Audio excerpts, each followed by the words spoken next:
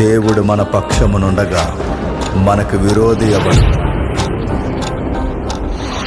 మీద ఉన్న పెద్దలకి, సంఘ నాయకులకి, వాక్యం వేయడానికి వచ్చిన మీ అందరికీ క్రీస్తునామమున శుభములు.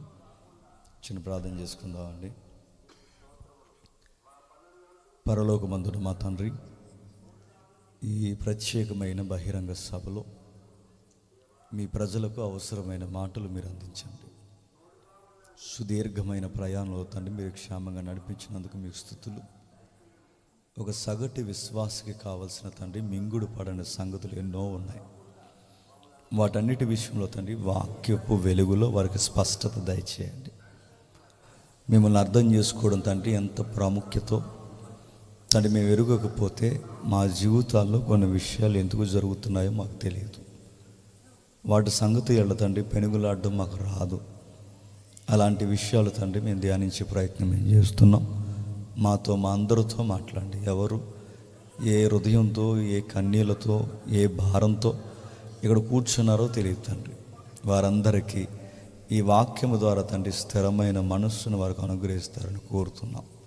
నిలబడిన నేను తండ్రి నాకు తోచినట్టుగా వాక్యాన్ని నేను బోధించక మీ ఆత్మచేత నన్ను రేపుతారని కోరుతూ నన్నును మీ బిడ్డలను తండ్రి మీ చేతులకు అప్పగించుకుంటూ క్రీస్తునామని ప్రార్థన సమర్పిస్తున్నాం తండ్రి.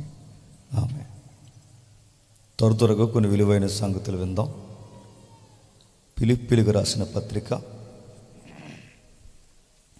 అపోస్తుడైన పౌలు ఫిలిప్పీ సంఘానికి రాసిన పత్రిక 1వ అధ్యాయం 27 నుండి సుమారు 30 వచ్చిన వరకు ఎవరైనా స్పష్టంగా చదవండి.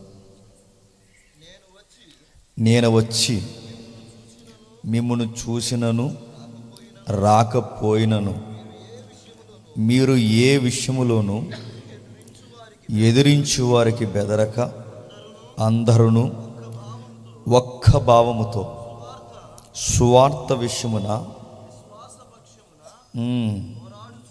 సువార్త విశ్వాస పక్షమున పోరాడుచు ఏక మనస్సు గలవారై నిలిచి ఉన్నారని మిమ్మల్ని గూర్చి నేను వినులాగున మీరు క్రీస్తు సువార్తకు తగినట్టుగా ప్రవర్తించుడి. అట్లు మీరు బెదరకుండుట వారికి నాశనమును మీకు రక్షణ కలుగునట్లు సూచన ఉన్నది. ఇది దేవుని వలన కలిగినదే. ఏలయనగా మీరు నాయందు చూసినట్టు నాయందున్న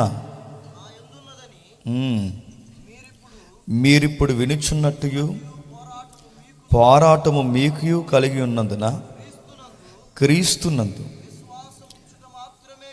విశ్వాసం ఉంచుట మాత్రమే కాక ఆయన పక్షమున శ్రమపడుటయు ఆయన పక్షమున మీకు అనుగ్రహింపబడి ఉన్నది. ఆగుదాం. అందరి దగ్గర బైబిల్ ఉందా? నిజాయితీగా ఒప్పుకోండి. చదివింది ఏమన్నా అర్థమైందా?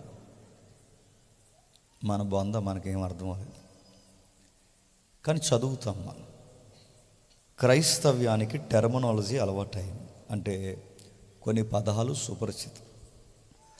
అలాంటి పదాలలో వాక్యాలు చదువుకోవడం కూడా సుపరిచితం. ఎంబీబీఎస్ డాక్టర్ వాక్యాన్ని స్పష్టంగా చదవలేడేమో, కానీ 4వ తరగతి చదివిన ఒక సగటు క్రైస్తవుడు మాత్రం వాక్యాన్ని బాగానే చదువుతాడు. కానీ అది ఎందుకు చదువుతున్నాడో అతగాడికి తెలియదు. మరి ఎందుకు చదువుతారు బైబిల్ అంటే? మొన్నే మా సంఘంలో నేను చెప్పాను, చదవకపోతే బాగోదని చదువుతారు. మరి ఎందుకు చదువుతారు బైబిలు? ఈరోజు ఏదో ఒక మంచి పని జరగని చదువుతారు. మరి ఎందుకు చదువుతారు బైబిలు? ఊరు వెళ్తున్నప్పుడు బస్సు కానీ టయానికి రాదేమో అని చదువుతారు. ఆటో వాడు కానీ ఎదురు తిరగబడిపోతాడేమో అని చదువుతారు. మరి ఎందుకు చదువుతారు బైబిలు? దేవుడు ఏమని వేసుకుంటాడేమో అని చదువుతారు. బైబిల్ అన్న చదవకూడదు, గుర్తుపెట్టుకోండి. దానికి ఒక సందర్భం ఉంటుంది. ఆ సందర్భానుసారంగానే బైబిల్ చదవాలి.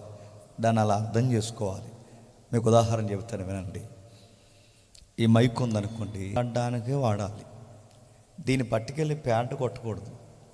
కుడితే ఏమవుద్ది? నన్ను అర్జెంటుగా జాయిన్ చేస్తారు ఇక్కడ ఎక్కడో దిక్కున. దానికి వాడే ఇన్స్ట్రుమెంట్స్ వేరు. ఇక్కడ మైక్ని శబ్దానికి మాత్రమే వాడాలి. ఇంకా మీకు అర్థం కావాలి అంటే, కొండల మెట్లు పేల్చడానికి డైనమెట్లు వాడతారు, ఈ బాంబ్స్ వాడతారు కదా. ఈ డైనమెట్లు వాడినప్పుడు ఆ కొండలో ఆ డైనమెట్ పెడితే బండ పగులుద్ది, కొండ పగులుద్ది. బాగా పేలుతుందని చెప్పి దీపావళికి వేసారు అనుకోండి, ఏమవుద్ది? ఇక నెక్స్ట్ దీపావళికి ఆ వీధిలో ఉంటాడా? దేన్ని ఎలా వాడాలో చెప్పండి, అలాగే వాడాలి. పర్పస్ తెలియాలి. ఇప్పుడు బైబిల్ నేను ఇష్టం వచ్చినట్టు వాడకూడదు, నేను ఇష్టం వచ్చినట్టు చదవకూడదు. చదవకపోతే బాగోదని చదవకూడదు, దేవుడు ఏమనుకుంటాడని చదవకూడదు, నీ ఊహల్లో తోసినట్టు చదవకూడదు, నీకు నచ్చినట్టు చదవకూడదు. అలా చదివితే ఎఫెక్ట్ అవుతుంది.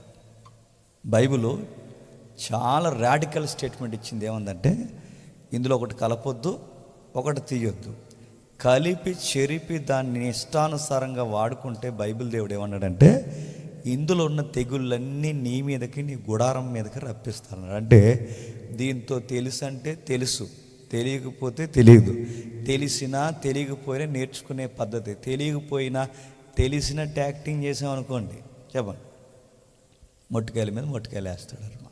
అందుకే ఇప్పుడు సందర్భం చదువు ఏంటి, దీనికి ఒక నేపథ్యం ఉంది. ఏముందంటే, ఇది ఒక పత్రిక, ఫిలిప్పీ అనే సంఘానికి రాసిన పత్రిక. ఫిలిప్పీ అనే సంఘం ఎలా ఫామ్ అయింది చెప్పండి? 1000 రూపాయల ప్రశ్న చెప్పండి. ఫిలిప్పీ అనే సంఘం ఎలా ఫామ్ అయింది, ఎలా కట్టాడు ఆయన? పౌలు గారే కదా కట్టారు. ఎవరో అన్నారట అలా కట్టాడని. ఎవడన్నా అడిగితే, చంద్రాన్ని అడిగితే అలా వచ్చి ఆ ఈదులోకి వచ్చి అలా పోయింది అన్నాడు. అలాగే ఫిలిప్పీ సంఘం ఎలా వచ్చిందంటే అలా వచ్చింది అనకండి, ఆడ తిరగలేక మాట్లాడతారు, మీరు అలా మాట్లాడకండి అడుగుతున్నాను. ఎలా కట్టాడంటే, ఒక బిజినెస్ చేసి ఉమెన్ ఉండేది, మీకు తెలుసా? పెద్ద వ్యాపారవేత్త లూదియా, తెలుసు కదా? తెలిసినా తెలియకపోయినా తెలిసినట్టే చూడండి, మనకు అసలు విషయాలు చాలా ఉన్నాయి. ఓకే, లూది అనే ఒక ఆమె పెద్ద బిజినెస్ చేస్తుంది. ఆమె ఎంత బిజీగా ఉన్నా బిజినెస్ మోజులో పడిపోదు. ఆవిడ ప్రేయర్కి ఇవ్వాల్సిన టైం ఖచ్చితంగా ప్రేయర్కి ఇస్తుంది. ఆమెలో ఉన్న క్వాలిటీ అదే. ఆ క్వాలిటీయే దేవుడు ఇష్టపడ్డాడు. మనం వ్యాపారం చేస్తేనేమో ప్రార్థన చేయండి, ప్రార్థన చేస్తేనేమో ఇంకే పని చేయండి. అందుకే మన బతుకులు ఎక్కడ వేసిన కొంగలే అక్కడే. పైపచ్చి దేవా మమ్మల్ని కరుణించి వేటయ్యంటే నీ బొంద కరుణిస్తాడు. నువ్వు పని చేయి, ఏదో ఒక పని చేస్తే నేను కరుణిస్తాడు. ఆమెను చూడు, ఆమె గ్రేట్ బిజినెస్ చేస్తుంది. మరో పక్కన చెప్పండి, ప్రేయర్ రెగ్యులర్గా అటెండ్ అవుద్ది. పైగా ఎక్కడ పడితే అక్కడ ప్రేయర్ ప్లేస్ లేదు వాళ్ళకి.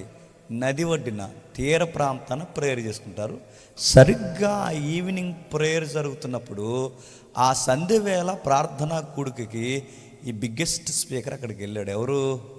పౌలు గారు. అక్కడికి వెళ్తే అప్పటికప్పుడు ప్రేయర్ రిక్వెస్ట్ పెడుతుంది, మా దేశానికి, మా కుటుంబానికి రక్షణ కావాల ప్రభు అని. ఆ ప్రేయర్ రిక్వెస్ట్కి జవాబుకి వెళ్ళిన సువార్థికుడే అపోస్తుడైన పౌలు. అంతకుముందు ఆయన ఎక్కడుండేవాడు? మళ్ళీ మీకు కొంచెం ఇంటిస్తాను, మీరు ఎందుకని జ్ఞాపకం పెట్టుకోండి. ఈ పత్రికకి, అంటే ఈ పత్రిక వచ్చి రాయడానికి ముందు, లూదియా గారి దగ్గర రావడానికి ముందు, అంతకుముందు ఎక్కడ ఉండేవాడు అంటే ఎపిఎస్సిలో ఉండేవాడు. ఎపిఎస్సి నుంచి ఎందుకు పంపేశారు? అర్తిమీదేవి కోసం గొడవ జరిగిందిగా. మీకు తెలిసినా తెలియకపోయినా చెప్పండి, తెలిసినట్టే చూడండి. మళ్ళీ ఇప్పుడు ఇవన్నీ ఎవరైతే తెల్లారిపోతాయి. అర్తిమీదేవి అని ఒక టెంపుల్ ఉంటుంది. అర్తిమీదేవి అనే టెంపుల్లో సడన్గా బిజినెస్ పడిపోద్ది, భక్తులు వెళ్ళడం మానేస్తారు. ఎందుకంటే అక్కడ బాగా ఆ దేవత బాగా ఫేమస్. ఆ ఏరియాలో ఆ దేవత బాగా ఫేమస్ కనుక అపోస్తుడైన పౌలు సత్యం చెప్పిన తర్వాత భక్తులు అక్కడికి వెళ్ళడం మానేస్తారు. ఉండిలో డబ్బులు తగ్గిపోతే, వ్యాపారం పడిపోద్ది, దుకాణాలు మూసేస్తారు. ఎందుకురా సడన్గా ఈ దుకాణాలు మూసేశారంటే, ఆ ఏరియా మొత్తం జల్లెడు పెడితే ఒక వార్త బయటకు వస్తుంది. ఆ జల్లెడు పెడితే ఈ ఏరియాకు ఒకడు వచ్చాడు. ఆ వచ్చినవాడు పేరు అపోస్తుడైన పౌలు. అప్పుడు 25,000 మంది ఒక కూటం పెట్టుకుని, ఇతగాడిని ఎలాగ వదిలేస్తే మన వ్యాపారాలు, మన దేవతకి గండు కొట్టేస్తాడు, ఎట్లయినా సరే ఈ మనిషిని లేపేయాలనుకున్నప్పుడు అటు నుంచి దేవుడు తప్పించి ఆ మనిషిని అక్కడి నుంచి పంపించేస్తే, ఆ పంపించేసే ఆ ప్రయాణంలో రూట్ మ్యాప్ ఎక్కడికి వచ్చిందంటే మాసిదోనియాకు వచ్చింది. మాసిదోనియా, ఫిలిప్పు ఇవన్నీ జంట నగరాలు అన్నమాట. అలా వస్తున్నప్పుడు ఆ మాసిదోనియా ఏరియాకి వచ్చినప్పుడు, ఆ మాసిదోనియా ఏరియాలో ఇప్పుడు ఆవిడ ప్రేయర్ చేస్తుంది. ఎవరు? లూదియా. ఆ ప్రేయర్కి మన ఇండియాకి సంబంధం ఉందంటే మీరు నమ్మగలరా?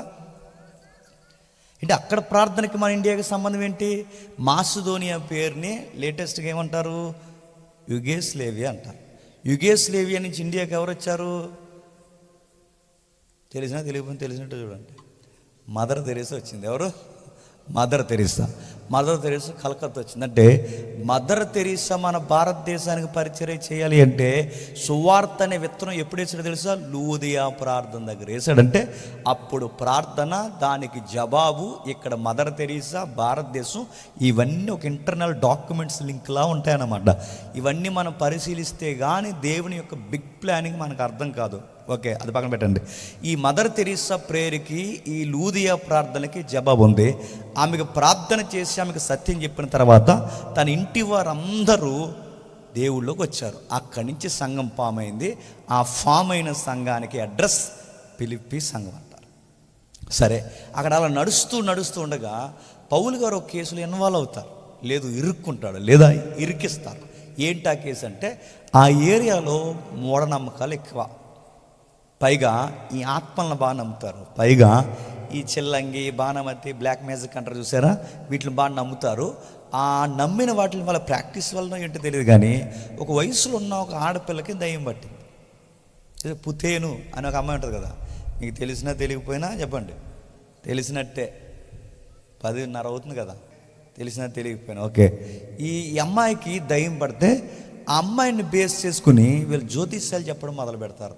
ఈ పబ్లిక్ అందరూ వచ్చి మాకేం జరుగుతుందో చెప్పు, మాకేం జరుగుతుందో చెప్పు అంటే ఈయనేవాడు ఉంటే పందంట చెప్పండి, అది ఎవరు.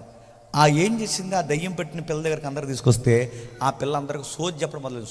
సోది అంటేనే సోది. ఆ సోది చెప్తుంది ఏమని, నీకు ఎలా జరుగుద్ది, నీకు అలా జరుగుద్దని. ఆ దురాత్మ ఏదో పడితే ఆ దురాత్మలో నుంచి అమ్మాయి మాట్లాడుతుంటే వాళ్ళు సెంటిమెంట్గా ఫీల్ అయిపోతున్నారు. అదే నిజం అనుకుంటున్నారు. ఒకప్పుడు ఒక అమ్మాయి, నాకు పేరు మర్చిపోయిన అమ్మాయి పేరు, చిన్నపిల్ల, చాలా చిన్నపిల్ల. ఆ అమ్మాయితోని భవిష్యత్తు వాక్కులు పలికించేవారు. మీరు ఎప్పుడైనా విన్నారో లేదో వార్తలు. ఈ టిబెట్ దలైలమ్మ ఉన్నారు చూసారా, ఈ విషయాలు ఎక్కువ మాట. అమ్మాయి పేరు ఏదో ఉంటుందండి, మర్చిపోయాను. సాంబవి అనే అమ్మాయి.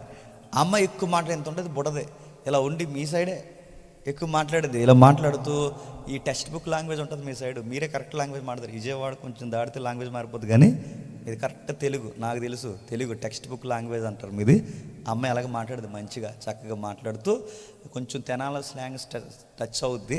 ఈ టచ్ అవుతున్నప్పుడు ఈ అమ్మాయి ఏదంటే, దేవుడు రాబోతున్నాడు, దేవుడు రాబోతున్నాడు, దేవుడు రాబోతున్నాడు, నువ్వెవరివి అని అడిగారు ఈ మీడియా వాళ్ళందరూ. ఈ మైకులు పెట్టుకుని పని పడలేదు, మైకులు పెట్టుకుని వెళ్ళి నువ్వెవరివి అని అడిగితే, అప్పుడు పుట్టాను, ఇప్పుడు మళ్ళీ వచ్చాను, నేను అప్పుడు దాన్ని అన్నది. అంటే నీకు భవిష్యత్తు తెలుసు అంటే, తెలుసు. ఏం చేయబోతున్నాడు దేవుడు నన్ను, ఇదిగో దీర్ఘదర్శిగా నన్ను దేవుడు పంపించాడు, భవిష్యత్తు ఏం జరగబోతుందో చెప్పమన్నాడు అనగానే చెప్పేస్తుంది. ఆ పిల్ల ఏం చెప్తుందంటే, టిబెట్కి దేవుడు స్వతంత్రం ఇవ్వబోతున్నాడు. టిబెట్ ఉంది కదా, దళైలమ్మ, టిబెట్కి స్వతంత్రం, మన భారతదేశం పైన ఉంటుందిగా, దానికి స్వతంత్రం ఇవ్వబోతున్నాడు దేవుడు. దానికి స్వతంత్రం ఇచ్చి మొత్తం రాజ్యాలన్నీ దాని కిందకి తీసుకురాబోతున్నాడని ఇలాంటి స్వేచ్ఛ ప్రకటన చెప్తున్నప్పుడు దేవుడు ఎవరిని పనిష్మెంట్ ఇస్తాడని అడిగితే అమ్మాయి చెప్పిన జోకుల్లో బిగ్గెస్ట్ జోక్ అని చెప్పిన, దేవుడు అంటే నాన్ వెజ్ తిన్నవాళ్ళనంట చంపేస్తాడంట. ఎవరిని? అందుకే ఇవాళ మేము శాకాహారం వండమన్నాం, ఏం తింటారని అడిగితే నేను అడుగుతున్నాను, ఎవరిని చంపేస్తారని అడిగితేనట, దేవుడు మాంసాహారం తిన్న వాళ్ళని చంపేస్తారట అడుగుతున్నాను. ఇలాంటి తింగర మాటలు చెప్తే సైకలాజికల్గా ఫీల్ అవుతుందేమో, అమ్మాయిని డిస్కస్ చేసి గవర్నమెంట్ టేకప్ చేసి అమ్మాయి కూడా ఏంటని తెలిస్తే సోది చెప్తుందని అర్థమైంది. ఆ అమ్మాయికి 4-5 మాటలు నేర్పించారు. ఎన్ని ప్రశ్నలు అడిగా ఇంకా అదే చెప్తుంది. నువ్వెన్నంటే అడుగు అది చెప్తుంది. ఈ పుతేనని దయ్యం పట్టిన చిన్నది కూడా ఎన్ని చెప్పినా అందరికి అదే చెప్తుంది. అదే పెద్ద జ్యోతిష్యం అనుకుంటున్నారు, అదే పెద్ద భవిష్యత్తు అనుకుంటారు. ఇంకా మీకు బాగా అర్థం కావాలి అంటే, ఒక నేర్చుకున్నారనుకోండి తిప్పి అదే చెప్తారు. మీకు ఉదాహరణ చెప్తానండి, ఒక దైవజనుడు బలి చెప్పాడు. అది చిన్నప్పుడు ఒక పాఠం ఉండేదట, అందులో ఒక స్టూడెంట్ ఉన్నాడట. చిన్నప్పుడు ఒక పాఠం ఉంటే అందులో ఒక స్టూడెంట్ ఉంటే ఆ స్టూడెంట్కి వాడికి ఒకటే పాఠం వచ్చాడు, ఆవు పాఠమే వచ్చి ఇంకే పాఠాలు రావాడికి. ఎన్ని అడిగాడికి ఆవు కోసమే చెప్తాడు. ఆవు పాఠం ఏంటంటే, భూమి మీద ఒక ఆవు ఉంది, ఆవుకి 4 కాళ్ళు ఉన్నాయి, దానికి ఒక తోక ఉంది, ఎదర చెవులు ఉంటాయి, అది ముందు నుంచి మేస్తుంది, వెనక నుంచి పోస్తుంది. ఇది ఒక సబ్జెక్ట్. అది ఆడ ఏ సబ్జెక్ట్ మరి ఎక్కడ నేర్చుకుంటే తెలియదు, కానీ ఆవు పాఠమే వచ్చాడికి. 4 కాళ్ళు ఉంటాయి, 2 చెవులు ఉంటాయి, వెనకాల తోక ఉంటుంది, ముందు నుంచి తింటుంది, వెనకాల నుంచి పోతుంది. ఇదే చెప్తున్నాడు. వీడికి ఈ పాఠం తప్ప ఇంక ఏ పీరియడ్స్లో ఇంకే పాఠం రాదు. వీడికి ఇంగ్లీష్ టీచర్ వచ్చింది, మ్యాథ్స్ టీచర్ వచ్చింది, రకరకాలు వచ్చింది. అడుగుతున్నారు, లెక్కల టీచర్ వచ్చారే అందరూ లైన్ కడుతుంది. చెప్పరా నీకేం వచ్చని అడిగితే వీళ్ళు లేచి నిలబడ్డాడు. చెప్పరా అంటే మేడం ఒక విషయం చెప్పాలి, భూమి మీద ఒకటి ఉంది ఆవు అన్నాడు. ఆవుకు 4 ఉంటాయి మేడం కాళ్ళు అన్నాడు. మళ్ళీ అందులో లెక్కలేడికి వెనకలో తోక ఒకటే ఉంటుంది మేడం, లెక్కల్లో కూడా ఆవేడికి. ఖగోళం కోసం ఏమని చెప్పారంటే, ఖగోళం కోసం సోషల్ టీచర్ అడిగితే చెప్తున్నాడట ఏమని, ఖగోళం కోసం ఏమని చెప్పారంటే భూమి ఉంది మేడం, ఆ భూమి కింద వస్తే మేఘాలు ఉంటాయి మేడం, ఆ మేఘాలకి ఇంకా డౌన్ అయిపోతే మళ్ళీ నేల ఉంటుంది మేడం, ఆ నేల మీదకి వస్తే ఆవు ఉంటుంది మేడం అన్నాడు. ఆ తర్వాత ఏముంటుంది అంటే ఆవుకు 4 కాళ్ళు ఉంటాయి మేడం, 2 చెవులు ఉంటాయి మేడం, ఓ తోక ఉంటుంది మేడం అంటే ఇది ఏ పాఠంలోకి వెళ్ళి ఎందుకు వచ్చేస్తున్నాడు? అడిగి అదే వచ్చి గుర్తుపెట్టు. మీకు ఇది అర్థమైతే ఈ పుతేన్ అనే చిన్నది కూడా ఈ దయ్యాల సోది పెట్టి అందరికీ అదే చెప్తుంది. ఇప్పుడు కూడా చాలామంది అందరు చూసారా, అందరు చెప్పేది ఇలా ముఖం చెప్పి చూసి ఇలా చెప్తారు. ఈ జ్యోతిష్యాలు ఇవన్నీ ఈ మధ్య ల్యాప్టాప్లు పెట్టుకుని చెప్పేస్తారు. వీళ్ళందరూ కలిసిపోయి ల్యాప్టాప్లు మళ్ళీ వీళ్ళకి ఆ ల్యాప్టాప్లు పెట్టుకుని ఇలా చెప్పేస్తుంటారు. ఏమనంటే నీవు ఈ మధ్యకాలంలో శ్రమ పడుతున్నావు కదా అనగా భూమి మీద ఆడుకుని ఉండేది అదే. అది కామన్గా ఏం చెప్తారు, ఈ మధ్యకాలంలో నువ్వు దిగేలుకుంటున్నావు, నీకు ఏది కలిసి రావట్లేదు అంటే అవును నీకు ఎలా తెలిసిపోతుంది అన్నీ నాకు తెలుస్తున్నాయి, ఆత్మ ఘోషిస్తుంది వెనకాల ఉండి అన్నాడట.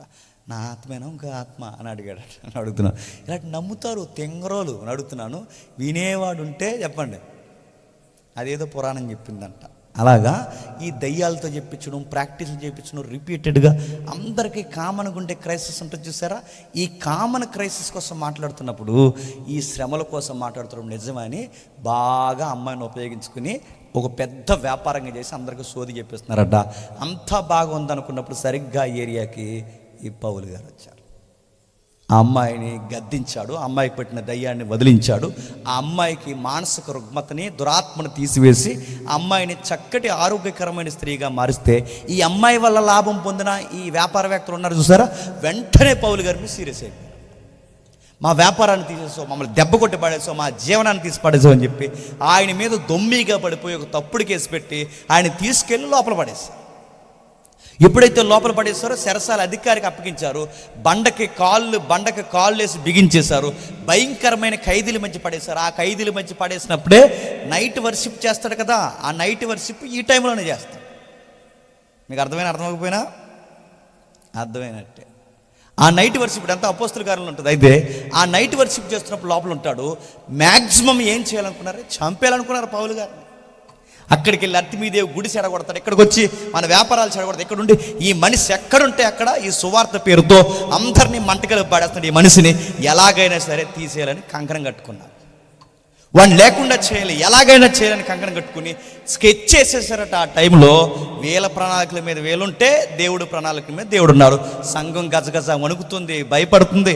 అయ్యో నాయకుని ఇలా తీసుకెళ్ళిపోయారు అన్నప్పుడు భయపడకండి చెప్పి వాళ్ళకి ధైర్యం చెప్పడానికి రాసిన పత్రికే ఫిలిప్పీలకు రాసిన పత్రిక. ఇది బ్యాక్గ్రౌండ్, బేసిక్స్, అవుట్లైన్స్. అయితే ఈ పత్రిక రాసి ఏమంటున్నాడు అంటే, ఇదిగో భయపడకండి, నాకేదో జరిగిపోతుందని మీరు భయపడకండి. నేను వచ్చినను రాకపోయినను, నన్ను బెదిరించినను నన్ను చంపినను ఏ విషయమందును ఎదిరించు వారికి బెదరక మీరు పట్టుకున్న విశ్వాసాన్ని గట్టిగా పట్టుకోండి. నేను విడుదల అవ్వచ్చు అవ్వకపోవచ్చు, ఈ పుతేన్ అనే చిన్నదాన్ని నేను స్వస్థపరిచాను కనుక ఇంత కంకణం కట్టి వీళ్ళ వ్యాపారాలు, వీళ్ళ మాయా స్వప్నాలు, వీళ్ళ సోదంతా బయటకు వచ్చేస్తుంది కనుక నా మీద కత్తి కట్టి సత్యం చెబుతున్న నా నోరే నొక్కేయాలనుకుంటున్నారు, నన్నే తీసేయాలనుకుంటున్నారు. ఏం జరిగినా మీరు మాత్రం భయపడకండి. సంగమా, మీకు మళ్ళీ చెప్తాను, సువార్తకు తగినట్టుగా మీరు నిలబడండి. ఒక్కటే భావంతో విశ్వాసపక్షమున, ఒక్కటే మనసుతో విశ్వాసపక్షమున మీరందరినీ చూస్తున్నప్పుడు పబ్లిక్ అంతా అనుకోవాలి, ఏంటబ్బాలు ఎంత స్ట్రాంగ్గా ఉన్నారని మిమ్మల్ని చూసి స్థిరపడాలి. నా మెడ మీద కత్తొచ్చినా, నా మెడకాయ మీద తలకాయ పోయినా మీరు మాత్రం బెదిరిపోవడానికి వీలు లేదని వాళ్ళని స్థిరపరచడానికి సంఘానికి రాసిన పత్రికే ఫిలిప్పీలకు రాసిన పత్రిక. ఇంకేమంటున్నాడు చూడండి, బెదిరించినా ఎంత మాత్రం మీరెంత నాశనానికి ఒడికట్టే ప్రయత్నాలు వాళ్ళు ఎంత చేసినా మీ రక్షణ కలుగునట్లు చూసిన ఉన్నది దేవుని వలన ఈ శ్రమ కలుగుతుందన్న సంగతి మాత్రం చెప్పండి, మర్చిపోకండి. ఈ మాట మనకు అవసరం. దేవుని వలన ఈ శ్రమ కలుగుతుందన్న సంగతి మర్చిపోకండి. అనగా మీరు నా యందు చూస్తున్నారు ఈ శ్రమ, అరెస్టులు, వారెంట్లు, ఇబ్బందులు, సమస్యలు, బండకేసి నా కాళ్ళు బిగించడం, నన్ను కొట్టడం, చంపడం, నన్నే లేకుండా చేయాలనుకుంటున్న ఇవన్నీ నా యందు చూస్తున్నారే. మీరు చూస్తున్న వినుచున్న ఈ పోరాటము నాకే కాదు మీకు కూడా ఉంటుంది. సంఘమైన ఫిలిప్పీ సంఘానికే కాదు, చెప్పండి, నీకు నీకు నీకు నాకు కూడా ఎవ్రీ జనరేషన్లో ప్రతి ఒక్కరూ ఖచ్చితంగా ఈ శ్రమనే, ఈ క్రైసిస్ని ఖచ్చితంగా ఎదుర్కోవాలి. మేము యేసు ప్రభు నమ్ముకున్న తర్వాత మేడ మీద మేడ కట్టామంటే మేడ మీద మేడ కట్టావులే, మేడలో ఉన్న నీకు మాత్రం కుదురుండదు, గుర్తుపెట్టుకో. దేవుడు నమ్ముకున్నాను ఇంకా కడుపులో మధ్య కూడా కదలదంటే నువ్వేదో సుత్తిపత్తి నమ్ముతున్నావు నన్ను అడిగితే. లేదు లేదు, శ్రమ, ఇబ్బంది, సమస్య అనుమతిస్తా అంటే ఖచ్చితంగా అనుమతిస్తాడు. సోది చెప్పేవాళ్ళు ఏమంటారు చెప్పనా, నీకు శుభం కలుగును కాక మా దగ్గరికి రా, నువ్వు ఇచ్చుకో, పట్టుకుని వెళ్ళిపో, కట్టుకో, మీద జల్లుకని సోది చెప్తారు బయట. యేసు ప్రభు దగ్గర సోది లేదు, వ్యాపారం లేదు, ఏమీ లేదు. ఆయన చెప్పకనే చెప్పాడు, పిలువబడిన మీరందరూ మొఖాల మీద ఉమ్మేసుకోవడానికే పిలువబడుతున్నారు అని. అందుకే మనం పిలువబడతాంటే శ్రమలను చూడడం మనకు రావాలి. పౌలు గారు చాలా స్ట్రాంగ్గా చెప్తున్నారు, నాకే జరిగిందని మీరు టెన్షన్ అయిపోకండి. ఈరోజు నేను, రేపు మీరు. ఫస్ట్ నేను, నెక్స్ట్ మీరు, నువ్వు నువ్వు నువ్వు, మీ అందరికీ జరుగుద్ది. శ్రమ రాదని అనుకోకండి. యేసు ప్రభువుని నమ్ముకున్న తర్వాత నాకు శ్రమలు రావట్లేదంటే నీ భక్తింగ్ సంథింగ్ రాంగ్. మళ్ళీ చెప్తున్నాను, మీరు నమ్ముకున్న తర్వాత మీకు శ్రమలు రావట్లేదంటే సంథింగ్, మీ భక్తిలో ఏదో తేడా ఉంది. లేదు, యేసు ప్రభువుని నమ్ముకున్న తర్వాత కుటుంబం నుంచి, స్నేహితుల నుంచి, సంఘం నుంచి, స్నేహాల నుంచి, వ్యాపారంలో, బయట, ఆరోగ్యంలో ఎలా పడితే అలా సుడిగుండంలా నిన్ను చుట్టొస్తున్నాయంటే నువ్వు రైట్ వేలో ఉన్నావని అర్థం. అంటే ఏం చెప్తున్నాడు, ఏం చెప్పాలనుకుంటున్నాడు, ఏదో చెబుతున్నాడు చూడండి. క్రీస్తునందు విశ్వాసం ఉంచుట మాత్రమే కాక ఆయన పక్షమున శ్రమపడుటయు ఆయన పక్షమున మీకు అనుగ్రహింపబడి ఉన్నది. నేను యేసు ప్రభువుని నమ్ముకున్నానంటే మాత్రమే సరిపోదట. బంపర్ ఆఫర్ ఉందంటే ఏంటి చెప్పండి. నచ్చనిది, గిట్టనిది, ఇష్టపడిన మాట అక్కడ ఉందో చెప్పండి. మీరు యేసు ప్రభువునందు విశ్వాసం ఉంచుట మాత్రమే కాక ఆయన పక్షమున శ్రమపడుటయు ఆయన పక్షమున మీకు అనుగ్రహింపబడి ఉన్నది.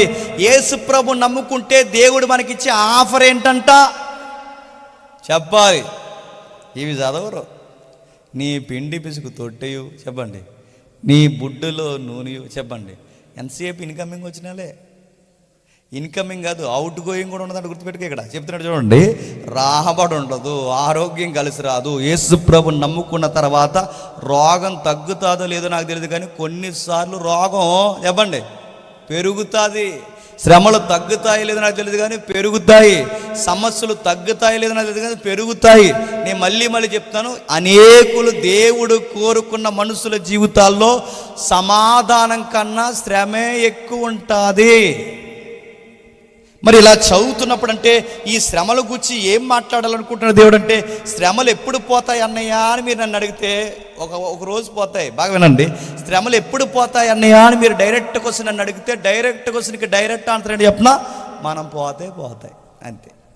అప్పటి వరకు ఉంటాయి అంటే అప్పటి వరకు ఉంటాయి అంటే మనం ఉన్నంతకాలం ఉంటాయంటే మనం ఉన్నంతకాలం ఉంటాయి. ఈ భూమి మీద ఉన్నంతకాలం ఉంటాయి. మీకు బైబిల్ స్టేట్మెంట్లు గుర్తున్నాయి లేదో, నిలువరమైన గుడారము సగటి విశ్వాసికి భూమి మీద లేదు, సమాధానము దొరకదు.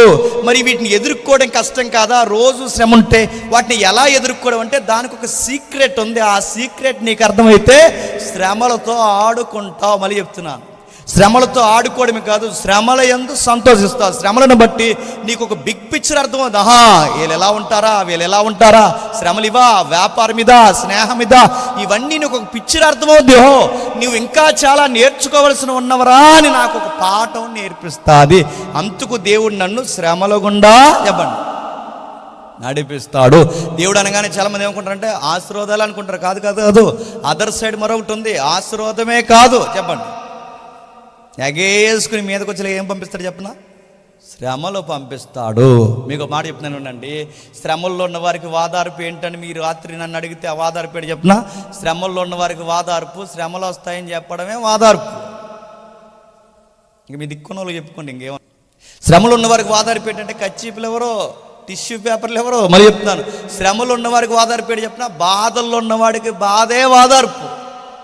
అదేలాగా మాకు అర్థం కావట్లేదంటే ఒక రెఫరెన్స్తో జర్నీ చేద్దాం. ఒకసారి రండి, ద్వితీయోపదేశకాండం 32వ అధ్యాయం, ద్వితీయోపదేశకాండం 32వ అధ్యాయం ద్వితీయోపదేశకాండం 32వ అధ్యాయం 39వ వచనం. ద్వితీయోపదేశకాండం 32వ అధ్యాయం 39వ వచనం. ఇదిగో నేనే దేవుడను, నేను తప్ప వేరొక దేవుడు లేడు. మృతునందించువాడును బ్రతికించువాడును నేనే, గాయపరచువాడును స్వస్థపరచువాడును నేనే. నా చేతిలో నుండి విడిపించేవాడెవలేడు. ఆ మాట చదువుతుంటే మీకు ఎలా ఉంది? మొట్టికాయలు వేసేది ఆయనే, వాదార్పిచ్చేది ఆయనే, దెబ్బ కొట్టేది ఆయనే, ఏడొద్దని చెప్పేది ఆయనే. కొట్టడం ఎందుకు, ఏడొద్దని చెప్పడం దేనికి? మొట్టిక వేయడం ఎందుకు, మళ్ళీ మన తల దూడడం దేనికి? ఇదంతా ఏంటి అంటే ఆయన ఆడుకుంటున్నాడు. ఆయనకి ఏమైనా సైకో లక్షణాలు, ఈ మాట అంటున్నాను క్షమించండి, ఆ లక్షణాలు ఏమైనా ఉన్నాయా?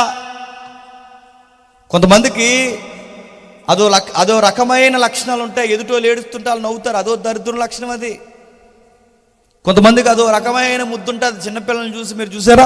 చిన్నపిల్లల్ని చూసి ఆడ పిర్రలకి గిల్లేస్తుంటారు, ఆడ తొళ్ళకి గిల్లేస్తుంటారు, ఆడ బొక్కలకి గిల్లేస్తుంటారు. ఆయన గిల్లేసి ఏడెదవా ఏడరా ఎదవా అని మళ్ళీ ఆయన కొట్టేస్తాడు. ఏడుతాడు, ఎంత ముద్దు అవుతుంది ఎదవా, మళ్ళీ మూతిమే కొట్టేస్తుంటారు, డెప్పమే కొట్టేస్తుంటారు.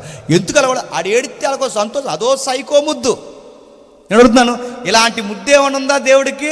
లేదు. ఆ పదం ఆయనకు అప్లై చేయొచ్చా? అంత ధైర్యం మనకు లేదు. దేవుడికి ఆ లక్షణాలు ఉంటే అలా లేవంటే, మనుషులు ఏడిస్తే ఆయన కొట్టి ఆనందిస్తాడా? మనుషులు శ్రమ పడుతుంటే సింహాసనం మీద కూర్చుని గడ్డం కింద చేపెట్టుకుని భలే ఏడుస్తున్నారు అంటాడా? ఆ టైపు క్యారెక్టర్ దేవుడికి లేదు. మరి రిఫరెన్స్ సంగతి ఏంటి? ఇంకా కొంచెం ముందుకెళ్దాం చూడండి ఒకసారి. యెషయా గ్రంథం 45వ అధ్యాయం, యెషయా గ్రంథం 45వ అధ్యాయం 7వ వచనం. యెషయా గ్రంథం 45వ అధ్యాయం 7వ వచనం. నేను వెలుగును సృజించిన వాడును, అంధకారమును కలగచేయువాడును, సమాధానకర్తను, కీడును కలగచేయువాడును నేనే. ఇప్పుడు చెప్పండి, కీడు ఎక్కడి నుంచి వస్తుందట? చెప్పాలి. ఒప్పుకోవట్లేదు మనసు. చెప్పండి, కీడు ఎక్కడి నుండి వస్తుందట? పిండి పిసుకు తొట్టు, బుడ్లో నూనె కాదు, ఆకాశ వాకిళ్ళే కాదు. చెప్పండి, కీడు దేవుడి నుండి వస్తుంది. ఇప్పుడు బాగండి, సమాధానం ఆయన దగ్గర నుండి వస్తుంది. చెప్పండి, కీడు ఆయన దగ్గర నుండి వస్తుంది, సమస్యలు ఆయన దగ్గర నుండి వస్తాయి. మొత్తం వీటన్నిటినీ నేనే కలగజేస్తున్నాను అంటున్నాడు ఆయన. అంటే శ్రమలు ఆయన గుండా వస్తాయి అన్నప్పుడు మీకు టక్కున కొన్ని రెఫరెన్స్ మీకు స్ట్రైక్ అవ్వాలి. అర్థమవుతుందో లేదో? ముఖ్యాంశాలు మరోసారి అర్థమవుతున్నాయా?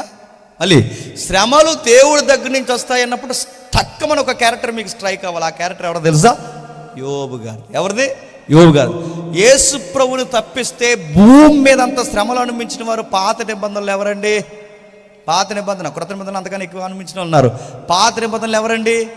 యోబు. నడుతున్నాను, యోబు గారికి శ్రమలు ఎక్కడి నుండి వచ్చాయి? సాతానా దేవుడా?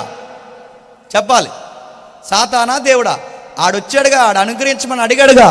ఇప్పుడు శ్రమ యోబు గారి మీదకి ఇచ్చింది ఎవరు?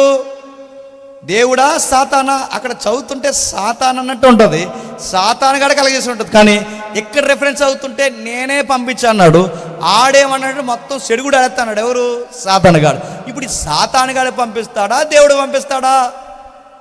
నువ్వు చెప్పొద్దు, నేను చెప్పొద్దు. శ్రమల బండి ఆయనే చెప్తాడు. ఎవరు? యోబు గారు. ఆయన దగ్గరికి వెళ్దాం ఒకసారి. ఆయన దగ్గరికి వెళ్తాం రండి ఒకసారి. యోబు గ్రంథము త్వరగా యోబు గ్రంథము. మీకు కొంతసేపు ఏం అర్థమవుతుందో ముందుకెళ్ళాక అంతకు అర్థమవుతుంది. దేవుడు నాకు వరం ఇచ్చాడు, సామాన్యులకు సైతం అర్థమయ్యేలా చెప్పగలిగే వరం ఇచ్చాడు. కనుక మీరు ఏం టెన్షన్ అయిపోయి వాటర్ తాగకండి, నేను మొత్తం వివరిస్తాను. కొంచెంసేపు మీకు అర్థమైపోయి మీరు చేయాల్సిన పనుల్లో ఒక్కటే, అర్థమైనట్టే చూడండి అంతే. మొత్తం మీకు అర్థమయ్యేలా నేను మొత్తం డీల్ చేసి ఇంటికి వెళ్తాను. Okay right. యోబు గ్రంథం మొదటి అధ్యాయం 20 వచ్చి నుండి. అప్పుడు యోబు లేచి, ఇక్కడ ఏం జరుగుతుందో తెలుసు? రెండు శక్తులు ఒక వ్యక్తి కొరకు పోట్లాడుకుంటున్నాయి. మహాశక్తి దేవుడు, ఆ శక్తికి ఆపోజిట్గా నిలబడిన యాంటీ స్పిరిట్ ఎవరు? సాతానుగాడు. వాడు నిలబడ్డాడు. వాడు నిలబడేది పని పాట ఉండదండి. అందరి మీద ఏదో ఒక వంకలు చెప్తుంటాడు వాడు. మన దేవుడు కూడా కుదురుండండి. ఆయన అలాంటి చెప్పినా పోయేవాడిని పిలిచి మరీ అన్నాడు, ఇలా రా, భూమి మీద ఒక యోబు అనే ఒక వ్యక్తి ఉన్నాడు, నా కొడుకు తెలుసా అన్నాడు. నాకెందుకు తెలీదు? తెలుసు, తెగ మెరిసిపోతున్నాడు ఈ మధ్య అన్నాడు. తెలుసు మెరిసిపోతున్నాడని అడుగుతున్నాను, తెలుసా? చాలా కరెక్ట్గా ఉంటాడు అబ్బాయి అన్నాడు. అదో ఉంటాడు ఎందుకుంటావు, నువ్వన్నీ కంచేసి కూర్చుంటే నీకోసం ఉండకపోతే ఎవరి కోసం ఉంటాడు, మొత్తం తీసే. ఎలా ఉంటుందో చూపిస్తారంటే, ఆ పోయేవాడిని పిలిచి మరీ బెట్ట కాసింది ఎవరండి? మన దేవుడు. అది గుర్తుపెట్టుకోండి. మన దేవుడు ఎలాంటి చెప్పినా, కుదురుగా ఉన్న వాళ్ళకి పరీక్ష పెడతాడు, కుదురుగా ఉన్నోడి కింద అగ్గేడతాడు. ఇంకా మళ్ళీ చెప్తున్నాను, కుదురుగా ఉన్న వాళ్ళ మధ్య అగ్గేస్తాడు. అది ఎలాగంటే కొన్ని విషయాలు ఏవో నేర్పిస్తాడు. అది ఇంటర్నల్ స్టోరీ. అది జాగ్రత్తగా పూర్తిగా వింటేనే అర్థమవుద్ది ఎందుకు అలా చేస్తాడు దేవుడు అంటే. ఇక్కడ జాగ్రత్తగా వినండి. రెండు శక్తులు మాట్లాడుకుంటున్నాయి. దేని కొరకు అంటే యోబు యొక్క క్యారెక్టర్ కొరకు. నిలబడ్డా. దేవుడు ఏమన్నాడంటే నిలబడతాడు, ఈడేమన్నాడంటే నిలబడ్డు, వాడేమన్నాడంటే తీసే. ఎలా నిలబడతాడు చూస్తాం. దేవుడు అన్నాడు తీసేస్తాను, ప్రాణం తప్ప ఇంకేం ముట్టుకోకు, మొత్తం ఎన్ని తీస్తుందని తీసంటే మొత్తం తీస్తాడు. ఎవరిని తీస్తాడు? కొడుకుని తీసేస్తాడు, కూతుర్ని తీస్తాడు, దాసులను తీస్తాడు, ఆస్తులు తీస్తాడు. చివరికి ఏం తీస్తాడంటే ఏం పోయినా ఒకటి పోకూడదు, ఆరోగ్యం తీసేస్తాడు. ఆరోగ్యం కూడా పోయింది. బూడిదలో కూర్చున్నాడు, ఆ బూడిద జలుకున్నాడు, బట్టలు చింపుకొని ఇంకా ఏడవలేక చివరికి ఆ పెంకుల చేత గోక్కుని ఇంకా కన్నీళ్ళు ఆవిరైపోయాయి. అలాంటి టైంలో వాయిస్ బయటకు వచ్చింది. స్నేహితులు వచ్చి మాట్లాడుతున్నారు, రకరకాలు జరుగుతున్నాయి. ఈ టైంలో ఆయన మాట్లాడుతూ ఏమంటాడు 20వ వచనంలో, అప్పుడు యోబు లేచి తన పై వస్త్రం చింపుకొని తన ఎంట్రుకలు గొరిగించుకొని నేల మీద సాష్టాంగపడి నమస్కారం చేసి ఇట్లా, నేను తల్లి గర్భం నుండి దిగంబరనే వచ్చి తిని, దిగంబరనే అక్కడికి తిరిగి వెళ్ళి తిని, యెహోవా ఇచ్చెను, యెహోవా తీసుకొని పోయెను, యెహోవా నామమునకు స్తుతి కలుగును గాక. ఇప్పుడు బాగా వినండి. యెహోవా ఇచ్చాడు, చెప్పండి, యెహోవా తీసుకెళ్ళిపోయాడు. మనం ఏం చదువుతాం? ఆ 7 లేదా 10 మంది పిల్లలను చంపేసింది ఎవడని చదువుతాం? సాతానుగాడని చదువుతాం. దాసుని చంపేసింది ఎవరు? సాతానుగాడు. సుడిగుండాలు పంపించి మొత్తం ఆవిరి చేసింది ఎవరు? సాతానుగాడు. మొత్తం యోబు జీవితాన్ని అల్లకొల్లాలు చేసింది ఎవరు? సాతానుగాడు. సాతానుగాడు ఇదంతా చేశాడని మనం చదువుతుంటే, శ్రమపడిన వ్యక్తి మాత్రం ఏమన్నాడట? దేవుడే పిల్లల్నిచ్చాడు, దేవుడే పిల్లలు. అంటే యోబు గారికి మనం ఈ సబ్జెక్ట్ మాట్లాడుకోకముందే యోబు గారికి క్రీస్తు పూర్వమే ఈ సబ్జెక్ట్ తెలుసు అన్నమాట. మనం మాట్లాడితే ఎవరి మీద గెంటేస్తాం చెప్పనా? ఆడున్నాడు కదా లోకుగా, చెప్పండి, సాధారణగాడు. ఆటో లేటుకు వచ్చింది అనుకోండి, సాధారణ క్రియలండి అన్నీ. ఆటో టైంకి రాదు. ఆడ పక్కన నుండి ఫీల్ అయిపోతే, మరి నీ ఆటోకి నాకు అసలు సంబంధం ఉందని ఆడు ఫీల్ అవుతాడు. బయట తెలుసు అన్నీ సాధారణగాడు. ప్లేట్ అంటే ఇష్టం వాడికి. మన జీవితంలో ఏం జరిగినాయి ఎవడండి? అంతా సాధారణగానే చేస్తున్నాడు అంట. గుర్తుపెట్టుకోండి. సాతానుగాడ చేస్తే చేయొచ్చేమో కానీ అసలు కారణం మూలం మర్చిపోతున్నాం. మూలం ఏంటో తెలుసా? దేవుడు చెప్తున్నాడు చూడండి. యెహోవా ఇచ్చెను, యెహోవా తీసుకొని పోయినని యోబు ద్వారా మాట్లాడిస్తున్నాడు, రాయిస్తున్నాడు చూడండి. ఆయన వస్త్రాలు చింపుకుని, సాతానుగాడికి అర్థం కానిది చెప్పిన మొత్తం అంతా చదువుకున్న తర్వాత సాతానుగాడికి అర్థమైంది, అరే ఈ అబ్బాయికి ఇంత పాయింట్ ఎలా స్ట్రైక్ అయింది, అసలు దేవుడే అనుమతిస్తున్నాడు, దేవుడే తీసుకెళ్ళిపోతున్నాడు అన్న ఆ మాట యోబు నాట వినేసరికి వీడి ఖచ్చితంగా డైనమోలో పడ్డాడు. ఆ మాట వాడు జీర్ణించుకునే లోపే మళ్ళీ యోబు గారు ఏమంటున్నారు చూడండి, 2వ అధ్యాయం 5వ వచనంలో ఇంకొకసారి నీ చెయ్యి చాపి అతని ఎముకను, అతని దేహము మొత్తిని ఎడల అతడు నీ ముఖము ఎదుటనే ఏంటంటే ఏం చెప్తున్నాడు చూడండి. ఇంకొకసారి ఇక్కడ ఎవరు చెప్తున్నారు? సాతానుగాడు. అంటే సాతానుగాడు కూడా ఏమంటాడు చెప్పనా? చేసేదల్లా నేనేం కాదు, చేస్తున్నదంతా చెప్పండి నువ్వే. సాతానుగాడు అంటున్నాడు శ్రమలు పెట్టేది నేను కదని, చెప్పండి. సాతానుగాడు చెప్తున్నాడు అంతా చేసేది చెప్పండి నువ్వే అని.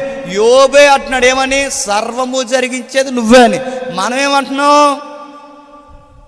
దేవుడు మర్చిపోయాం, చెప్పండి. ఆయన తిట్టుకుంటూ కూర్చున్నాం. ఆడేమనుకుంటాడు? అలా మర్చిపోంటారా దేవుడిని, నన్ను తిట్టుకుంటూ అలా కూర్చోండి అంటాడు. ఎందుకంటే వాడికి కావాల్సిందల్లా ఏంటంటే దేవుడి దగ్గరికి వెళ్ళకుండా ఉండడమే కావాలి. అందుకే దేవుడి దగ్గరికి వెళ్ళడం మానేసాం. ఎవరిని తిట్టుకుంటూ కూర్చున్నాను చెప్పండి. యాదవ చేస్తున్నాడండి అన్నీ. యాదవ ఆడనుకుంటాడు, యాదవ ఉన్నారు, యాదవ నా మీద గెంటేస్తున్నాడు ఆడనుకుంటాడు. ఎవరు? గుర్తుపెట్టుకోండి, అన్నీ నా మీద గెంట. గుర్తుపెట్టుకోండి, బైబిల్ అడుగడుగునా మీరు చదవండి. ఏ కీడైనా ఏ శ్రమైనా దేవుడు పర్మిషన్ లేకుండా రాదు. అంటే ఈ శ్రమ అనే దాంట్లో మరి సాతానుగాడి పాత్ర ఏంటి? ఆడొక పావులాగా ఉపయోగపడుతున్నాడు తప్ప సృష్టికర్త కాదు. వాడేమీ చెయ్యలేడు. ఆయన అనుమతించకుండా ఏది జరగదు. ఇంకా మీకు స్పష్టత రావాలి అంటే 6వ వచనం చూడండి. అందుకు యెహోవా, అతడు నీ వశమునున్నాడు, అతని ప్రాణం మాత్రం ముట్టొద్దని సెలవిచ్చను. యెహోవా సన్నిధి నుండి బయలువెళ్ళి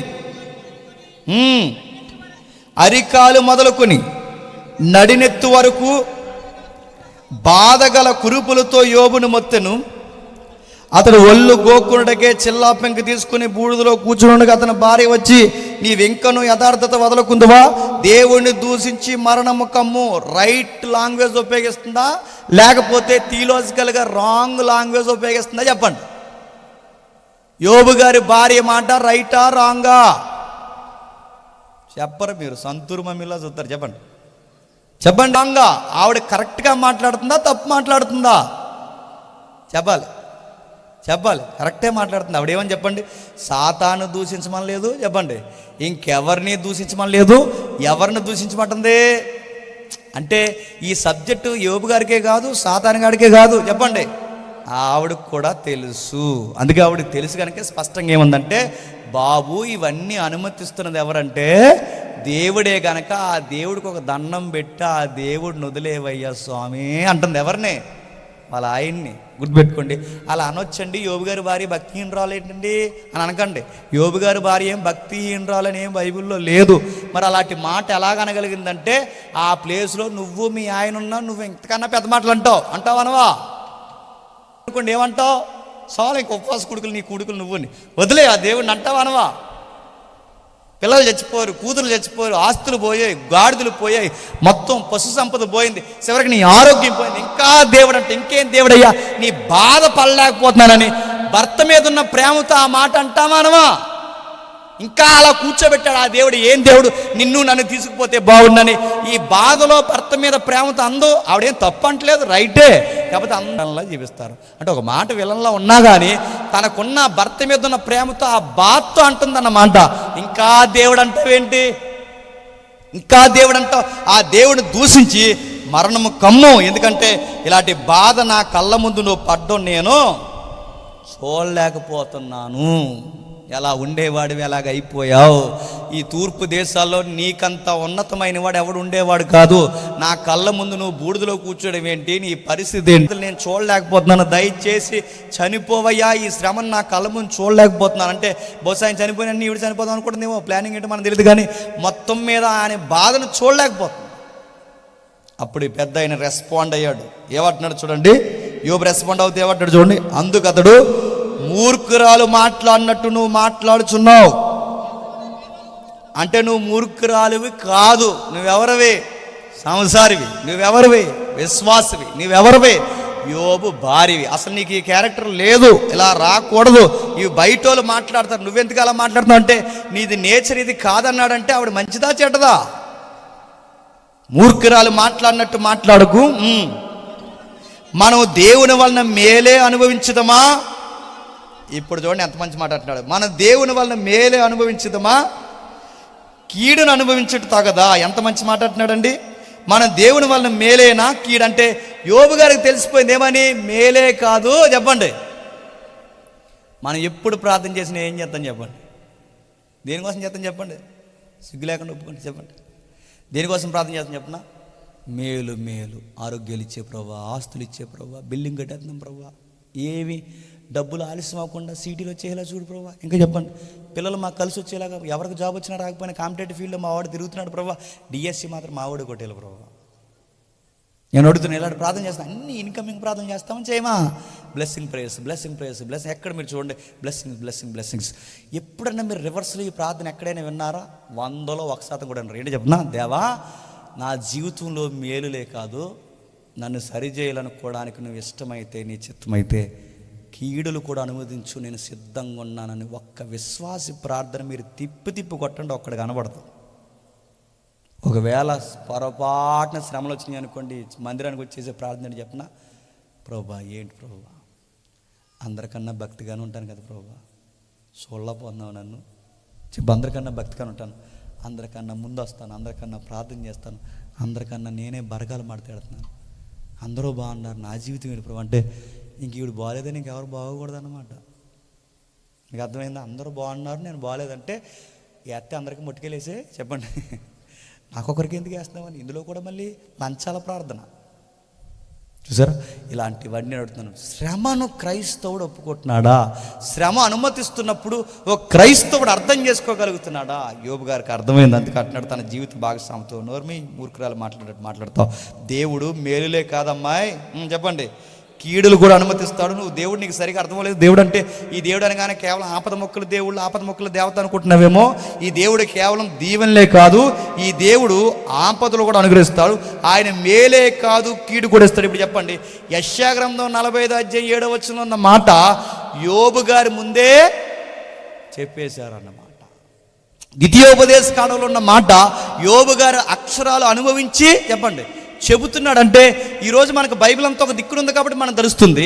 ఆ రోజుల్లో వాళ్ళ దగ్గర బైబిల్ అంతా ఒక దిక్కున లేకపోయినా వాళ్ళ జీవితాల్లో బైబిల్ కనబడుతుంది, వాళ్ళ జీవితాల్లో లేఖనాలు కనబడుతున్నాయి. అందుకే వాళ్ళు చెప్తున్నారు చూడండి, మేలే కాదు ఆయన పక్షమున చెప్పండి కీడు. ఇదే మాట బాగా వినండి. ఇప్పుడు యోబు జీవితం మనకు అర్థమైతే ఇదే మాట ఇప్పుడు ఫిలిప్పీ పత్రిక రాస్తూ ఎవరికి ఉపయోగిస్తున్నాడు చెప్పండి? సంఘానికంటే.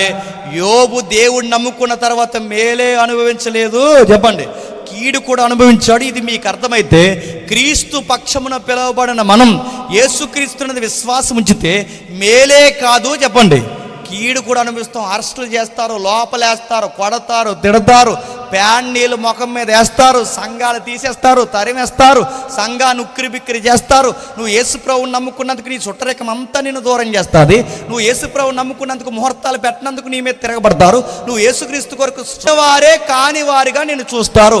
ఇన్ని జరుగుతాయి. ఇవన్నీ జరుగుతాయని నువ్వు మెంటల్గా మైండ్లో ప్రిపేర్ అయినప్పుడే ఈ దేవుణ్ణి వెంబడించడం స్టార్ట్ చేయి. అంతేగాని అలా ఉంటాను ఇలా ఉంటానంటే కుదరదు. ఈయన వలన మేలే కాదు కీడులు కూడా వస్తాయి. అలా ఎలా అండి అర్థం చేసుకోవడం కష్టంగా ఉందంటే, ఆ దేవుడు చెప్తాడు ఎందుకు మేలు అనుభవిస్తా ప్రభువా, ఎందుకు కీడు పక్క భాగమేనండి. కీడు అనుమతించేది దేవుడు అని పక్క అర్థమైందా లేదా? సాతానగాడి పాత్రే కాదు, ముఖ్యమైన పాత్ర ఎవరు చెప్పండి? దేవుడిది. ఇప్పుడు ప్రశ్న, కీడెందుకు అనుమతిస్తాడు? ఆయన నవ్వుతాడా? భూమి మీద శ్రమలో మనుషులు బాధపడుతున్నప్పుడు పైనుండేవాడిని నవ్వుతాడా? కాదు. ఆయన శ్రమలు ఎందుకు అనుమతిస్తాడంటే ఎబ్రీ పత్రికలో చెప్తాడు. ఒకసారి చూడండి, 12వ అధ్యాయం 7వ వచనం, 12వ అధ్యాయం 7వ వచనం, త్వరగా 12వ అధ్యాయం 7వ మొదటి వచనం నుండి 12వ అధ్యాయం మొదటి వచనం నుండి చదువుతాం. ఇంత గొప్ప సాక్షి సమూహము మేఘము వలె మనం ఆవరించినందున మనము కూడా ప్రతి భారమును సులువుగా సిక్కులు పెట్టు పాపమును విడిచిపెట్టి విశ్వాసానికి కర్తయు దానిని కొనసాగించువాడునై మన ఎదుట ఉంచబడిన పందెములో ఓపికతో పరిగెట్టదము. ఆయన తన ఎదుట ఉంచబడిన ఆనందము కొరకై అవమానము నిర్లక్ష్యపెట్టి సిలువను సహించి దేవుని సింహాసనం యొక్క కుడిపార్శ్వమున ఆసీనుడై నడుమురు. అలసట పడయక మీ ప్రాణము ఇసకక ఉండినట్లు పాపాత్ములు తనకు వ్యతిరేకంగా చేసిన తిరస్కారం అంతయు ఓర్చుకుని తలంచుకునుడి.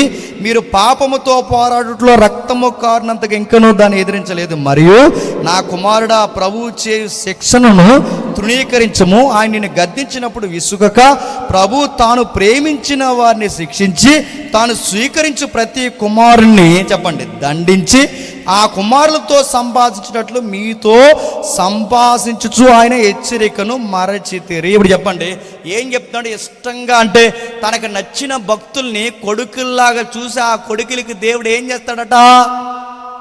మొట్టుకాయల మీద మొట్టుకాయలు వేస్తాడంట. అలాగెలా వేస్తాడంటే మనం కొన్ని కుదిరిలేని పనులు చేస్తాము. ఉదాహరణ చెప్తాను వినండి. కందిరేగలు అంటే కురకాలు ఉంటారు, గుర్తుంది? కందిరేగలు అసలు కుదురుండ్రా అంటే ప్లగ్లో ఏలేడతాడు, అందులో ఏలేడతాడు, ఇందులో ఏలేడతాడు. ఆ క్యాండిల్ వెలిగితే క్యాండిల్లో ఎడతాడు, ఏలు సొక్క పెడతాడు, అక్కడికి వెళ్ళి అన్ని తూరేగల పనులు. ఏమైనా కాలితే ఆడు ఏమవుతాడు? ఆడితో పోద్దా? ఇల్లంతా తగలేడతాడు. అందులో ఏలేడతాడు, ఇందులో ఏలాడతాడు, కరెంట్లో ఏలాడతాడు, ఇలా బోర్ దగ్గరికి వెళ్తాడు, అక్కడికి ఏది చెయ్యొద్దంటే చేస్తాడు, అన్ని కుదిరిలేని పని చేస్తాడు. అప్పుడు వాళ్ళ అమ్మ ఏం చేస్తుంది చెప్పండి? అలా చేయకు నాన్న, కాంప్లైంట్ తాగంటదా? ఏమంటుంది చెప్పండి? ఏమంటుంది? ఆ జుట్టు ఇలా కట్టుకుని వాడిని ఇలా వంగబెట్టి ఏం చేసి పటాపటమని ఈపు మీద ఆ కాంగ్రెస్ గుర్తు వచ్చేలా కొట్టేదా? అలా మ్యాప్ వేస్తుంది. ఏదో చెప్పండి, గట్టి కొడుతుంది, గోడ మీద కొడుతుంది, చేతుల మీద కొడుతుంది, ఫటా కొడితే ఆ కొట్టిన దెబ్బలు కాడ పక్క పోయి ఏం చేస్తాడు చెప్పండి? బేరని ఏడుస్తాడు. ఆ బేరమని ఆ గంట ఏడుస్తాడు, మొత్తం అన్ని పనులన్నీ సగ్గబెట్టుకుని మళ్ళీ అలా తిరిగి వచ్చి మళ్ళీ అదే అమ్మాడిని దగ్గరికి లాక్కుని ఇంకెప్పుడు ఇంకా అలా చేయకురా అని మళ్ళీ ఆయన పట్టుకుని బాధపడదా? కొట్టింది ఎవరు? ఈవిడే. ఆడు ఏడుస్తుంటే మళ్ళీ ఏడుస్తుంది ఎవరు? ఈవిడే. మరి కొట్టడం దేనికి, ఏడడం దేనికంటే గుర్తుపెట్టుకోండి, ఎందుకు కొట్టిందంటే ఈడు ఇలాంటి తుంటర పనులు చేస్తే చస్తాడు. చస్తాడు చావడా? ఇలాంటి తుంటర పనులు చేస్తే ఈడు చస్తాడు. ఈడు చావకూడదంటే ఏం చేయాలి? కొట్టాలి. అంతకు కొట్టింది అంటే ఈడు చావకూడదని కొట్టింది. మరి ఈడేడుస్తుంటే ఎందుకు ఏడుస్తుంది? ఆడిష్టం కాబట్టి ఆడు ఏడుస్తుందని ఏడుస్తుంది. ఇది మీకు అర్థమైతే దేవుడి ప్రేమ కూడా అంతే. ఎందుకు దేవా మమ్మల్ని శ్రమల గుండా కొడుతున్నావంటే కొన్ని తింగర పనులు చేస్తాం, ఆ పనులకు దేవుడు ఏం చేస్తాడు? గట్టి కొడతాడు. ఆ కొట్టినప్పుడు ఏడుస్తాను చూసారా, మళ్ళీ మనం ఏడుస్తున్నప్పుడు ఆయన కూడా మన కొరకు బాధపడతాడు. కొట్టేది ఆయనే, వాదాచేది ఆయనే, మనం బాధపడితే మళ్ళీ బాధపడేది ఆయనే. ఎందుకు కొట్టా ప్రభు అంటే కుదురులేనందుకు కొట్టాడు అంటాడు. ఎందుకు ఏడుస్తున్నావు ప్రభు అంటే బాగుపడతావని ఏడుస్తున్నాడు అంటాడు. నేనెందుకు ఏడుస్తున్నా, నువ్వెందుకు ఏడుస్తున్నావు ప్రభు అంటే నువ్వు ఏడుస్తున్నావు ఏడుస్తున్నాడు అంటాడు. అంటే ఈ దేవుని ప్రేమ అలా ఉంటుంది. భూమి మీద ఉన్న కొడుకులు మాట వినకపోతేనే బెత్తం వాడితే భూమి మీదల కన్నా గొప్ప తండ్రి ఎవరండి? మాట వినకపోతే రుద్దేస్తాడు. గుర్తుపెట్టుకోండి. నేను బాప్టిజం తీసుకున్నాను, ఇంక ఎలా తిరిగినా పర్లేదంటే తిరుగు, నేను ఎలాగున్నా పర్లేదంటే ఉండు, నేను ఏం చేసినా పర్లేదు, ఇంక చచ్చా కూడా అయినా పర్లేదంటే ఎలా ఉంటావు ఉండు, చూస్తాడు.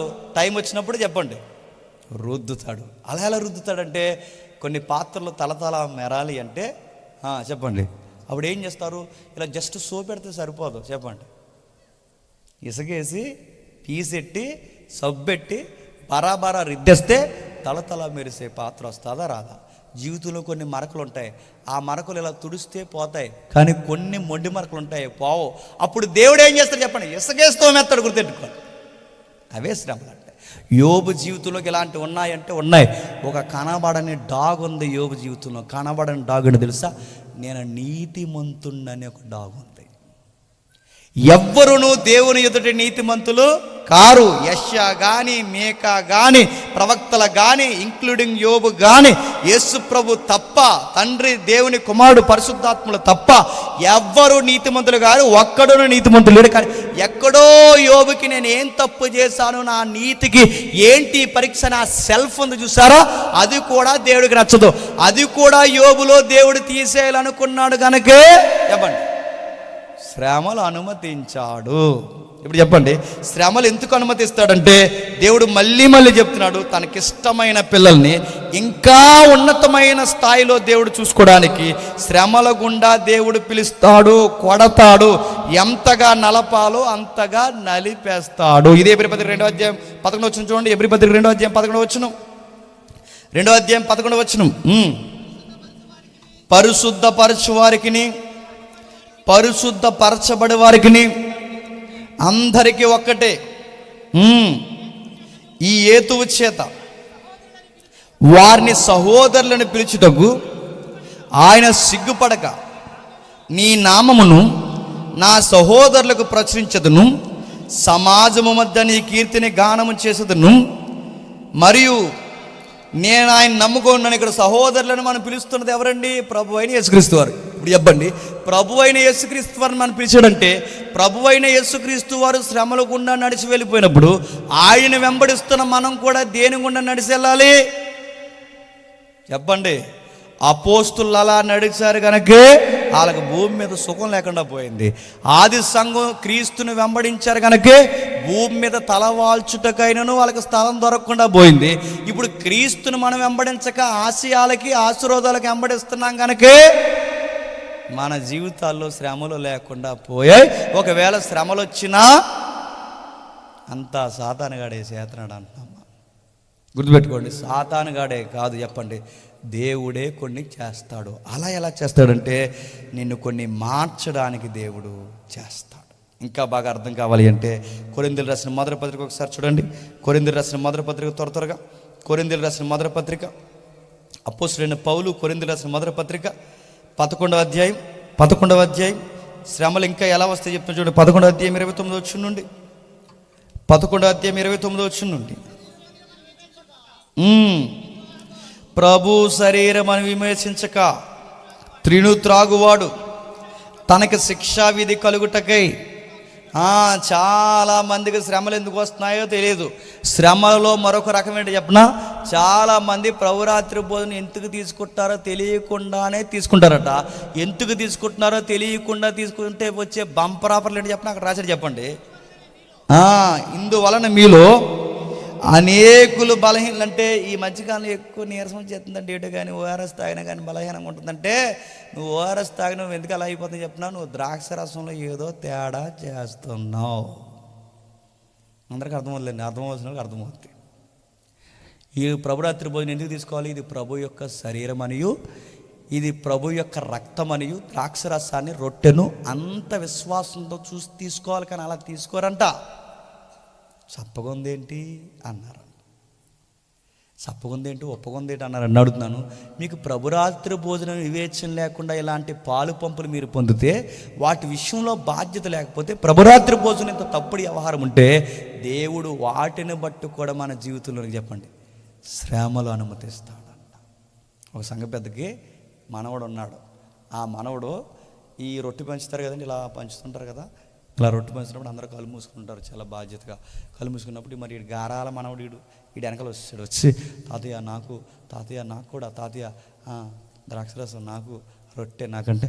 ఆగరా అన్నాడు. తాతయ్య నాకంటే. అందరు కళ్ళు మూసుకొని అందరు కళ్ళు అని టక్కుమని నోట్లు వేడేసి ద్రాక్షరసం పోసాడు. నేను ఇలాంటి పనులు చేస్తే నిన్ను నీ మనవడిని ఏం చేస్తాడు చెప్పు? అది ప్రభురాత్రి భోజనం అనుకుంటున్నావా, జ్యూస్ అనుకుంటున్నావా, చపాతీ అనుకుంటున్నావా? బాధ్యత లేకుండా చేస్తాడు చెప్తున్నాడు. నీరసాలు వస్తాయట చెప్పండి. నెక్స్ట్ స్టేజ్ మారుతుందంట. ఏంటి చెప్పండి? డిసీజ్, రోగాలు వస్తాయట. స్టేజ్ 3 చెప్పండి, చచ్చిపోతారంట. ఎవరు నాయన అనుకోకండి, అలా అని తీసుకోవడం మానేకండి. ముందే పోతారు, గుర్తుపెట్టుకోండి. తీసుకోండి, అలా చెత్తుకోవడం ఇలా చెత్తుకోవడం అని మొత్తాన్ని మానేకండి. తీసుకోవడం మానేసిన ప్రమాదమే.